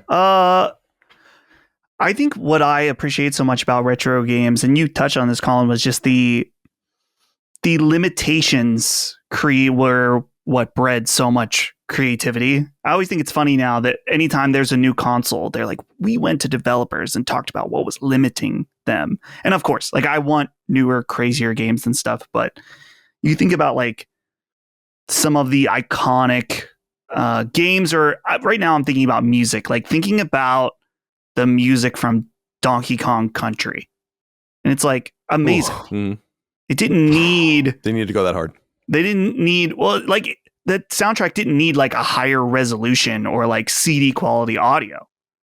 Worked well within those constraints. There's a lot of things like that. Like thinking about... this is, I mean, super millennial cringe of me, but thinking about Vine versus like Instagram or TikTok, where it's like you have 6 seconds to tell a joke. Yeah, there's something really cool about that. Mm-hmm. And now it's like someone's like, story time. Let me tell you about how I ended up in the hospital with a light bulb in my ass. With all these fine edits, yeah. Oh. And it's like a short that's 5 minutes long. It's like, no. Yeah, there's like built-in captions, and it's like, the thing that I hated about TikTok initially was that like I didn't know what I was in for when everyone started. But like Vine, I knew what I was in for. Like even if the joke was bad or whatever, it was like a shitty video. That was only 6 seconds. So like I could be like, whatever. Now a TikTok starts and I'm like, what is this going to be? Right. It's going to be 3 seconds. Is it going to be 10 minutes? What are we doing here? By the way, I looked this up just to be sure. NES games, the smallest NES game was Mario 1 at 31K. The largest game was 3/4 of a megabyte, which was Kirby's Adventure. That was a late NES game. SNES games were typically between 1/4 of a megabyte and 4 megabytes. The biggest games, which were both Japanese, were 6 megabytes, Tales of Fantasia and the original Star Ocean on Super Famicom. It's fucking crazy. It doesn't even, like, it literally doesn't even make any sense. Like, I don't even understand how that's possible. But there it was. That's like less, I feel like our document for sacred symbols is more than that. It's so wild, dude. It's just so funny. I love it. So yeah, the limitations are fun. Anyway, Lewis94, I hope that answers your question. Finally, Riley Morgan wrote in more of a story than a question, but we can comment on it. Says, howdy boys, I have a story to tell as well as a PSA, so please do not chastise me for it being so long. About a month or two ago, I was listening to one of the podcasts, and Colin was talking about how before Micah came along, he had never dated anyone who gamed and how he can never go back to that once he knew what it was like to be married to a gamer like himself. My wife overheard the episode, and that night she asked me if it bothered her. If it bothered her, I think you mean yourself, that she had never played a game before. I told her as long as she respected my hobbies, I would never look down on hers either. Yada, yada, yada. She starts playing Fortnite with me on my stinky Switch, and we've been playing every night since. This past week, I got a bonus from work, so I went and bought a Portal on sale, and she could play on a system that runs faster than a turkey about to be fucked by 3 podcasters. That's disgusting. Here's where the PSA comes in. I've been having a blast on the Portal because I pay for PS Plus Premium, so I have access to the streaming benefits. My wife, however, does not. If you're looking to buy a Portal this holiday with them being on sale, just know that your shared premium benefits on PS5 do not transfer over to the Portal. Each person in your household has to pay for premium. I would assume that would be true. But I wanted to talk more about Riley. I'm just imagining how that conversation went, like your wife feeling sad about it, bad about it. And I'm like, I think most people are probably in that situation that they don't, women. I mean, I'm just being honest with you. We've said it before. It's like the 50% of all gamers are women. It's like, no, that's just not even remotely true. You're going to be fairly hard pressed to find enormous amounts of women that play games like Micah does or like Holly does. Right. And I think that's normal and that's okay. It's about respecting. You always see those memes going around or like those things where it's like the biggest turnoffs for women are like gamers and Bitcoin miners and trollers and stuff. And I'm like, that's so funny. That's crazy that those are in the same. Yeah. It's so insane. So it's cool that your wife's into it and it's cool that you made her feel like it wasn't important and it's not important. But I did realize I've been in relationships where women didn't care and I've been in relationships where women showed an interest and I thought that was cool, but it never mattered to me. It just makes it much easier for me to be with someone that gets it. It's very lucky. I'm very lucky in that regard. Like I don't have to justify anything. I just play games. I play more games than I probably ever have in my life. Like more time. And I don't have to justify it because she wants to do the same thing. So it works out. What do you think of it? How do you picture this going, Dustin, with Riley? Yeah, I mean, I think it's interesting that she's immediately hooked on Fortnite because Fortnite, it's easier now they added bots and stuff. And I can see the appeal of there's a lot of pop culture skins and stuff like that. Like you can play as Sabrina Carpenter, I think, in Fortnite now. So it's insane. I can, I can see the appeal there. But if she likes that, let me tell you, there are many games you can suggest to her that maybe she'll like even more. And that's kind of the fun part is someone figuring out if they're new into games, like figuring out what they like. So it's a pretty fun journey you have ahead of you. And you can try all kinds of different co-op games together. And maybe even you can show her some games that are single player that you can kind of play together. That's what Holly and I have done that a lot. Like she wasn't there with me the whole time, but she knows the whole story of Expedition 33 because she was wanting to watch and was interested in the story. Cool. Yeah, I recommend your wife plays Landgrisser 1 and 2 remastered. Oh my god. It takes two, man. I gotta say, like, there you go. Fortnite is if she's never, she's either lying or like that, because Fortnite as a first game is crazy. In my, like, that's like a really, like, that's not like a, I mean, I guess from a certain perspective, kids can play it, but like, I remember giving my parents like, what is it? Oh my god, Medal of Honor, like Rising Sun or something. Yeah.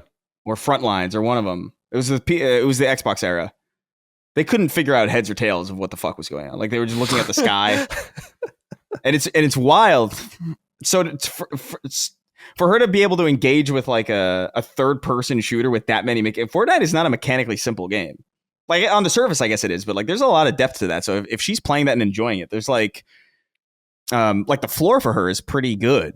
Like you've got a lot to potentially introduce her to. But I would recommend genuinely, like both of you, It Takes Two is just like, I mean, I think it's like an immaculate fucking video game. And so like, if she can play Fortnite, she can certainly play It Takes Two. And I think that'd be a good time. He comes home from work and she's already playing Fortnite and he sees her playing on the screen and she's building like one of those psychopaths. Oh my god. That was the only reason I got into Fortnite in the first place is because they released the mode without that bullshit in it. They had like no build come out and I was like, oh, cool. I've seen video of it. I'm like, what is even going on, dude? Like, what is even going on? It's crazy.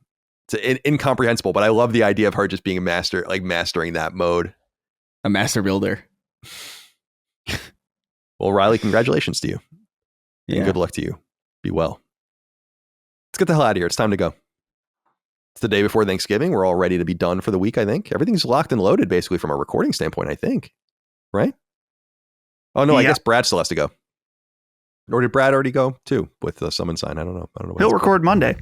Oh, Monday. That's right. Yeah, I was thinking he records Fridays for some reason. So, yeah, we're done for the week. That's exciting. You're done. Right. I'm done. Not me. Yeah, we're all done. Not me. Slaving away. We're all done. Let's go around the horn and say goodbye to everyone then. Chris, goodbye to you. Be well. Have a good Thanksgiving. Anything to share before you go. Anything you want to say? No, you too, man. But no, I don't know what I'm gonna do. See, this is the thing. It's 80 degrees now. It was so manageable earlier. And now it's like a full 15 degrees hotter. So like I was gonna go on a walk. Maybe not. Maybe. But I got nothing else for the rest of the rest of the day. I guess is just I got some editing to do because I want to edit some shorts. I've been streaming Arc Raiders a lot, so I'm trying to cut some clips out. Cool. But low key day before the festivities, I suppose. Cool, man. We'll be well. Enjoy. Dustin and Chain Chomp, goodbye to you. Goodbye. Both. And all right, so what's going on with you? You going to your parents tomorrow?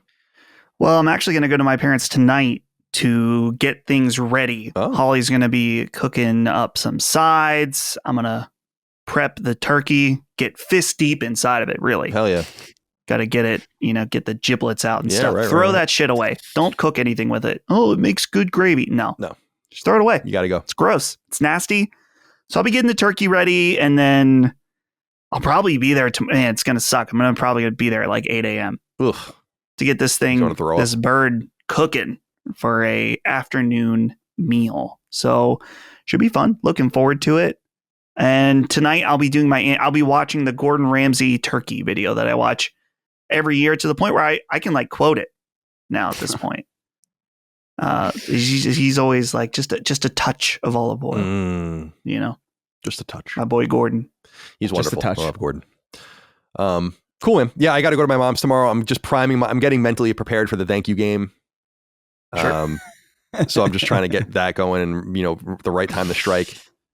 And looking forward to watching football all day. That's going to be nice. And just hanging out, just relaxing. And tonight, the Islanders play the Bruins. So that's the Micah's team, the Bruins. So we'll enjoy that after dinner and just play some games. So it's good to be here with you guys today. But we'll see each other next week for more Sacred Symbols Plus, Sacred Streaming, and all the other things we do on patreon.com/lastdaymedia. Could not do without your support. So thank you so much for over there for supporting us and getting all of the perks for doing so, including early ad-free access to this and everything else in the network. Lastdaymedia.store for merch. 10% off until the end of Cyber Monday on all merch. So check it out. We'll see you next time. Until then, goodbye. See ya. Take care, guys. Sacred Symbols, a PlayStation podcast, is a product and trademark of Last Stand Media and Colin's Last Stand LLC, and is proudly recorded in the USA. The show is conceived by, is written by, and is directed by me, Colin Moriarty. My co-hosts are Chris Raygun Maldonado and Dustin Furman.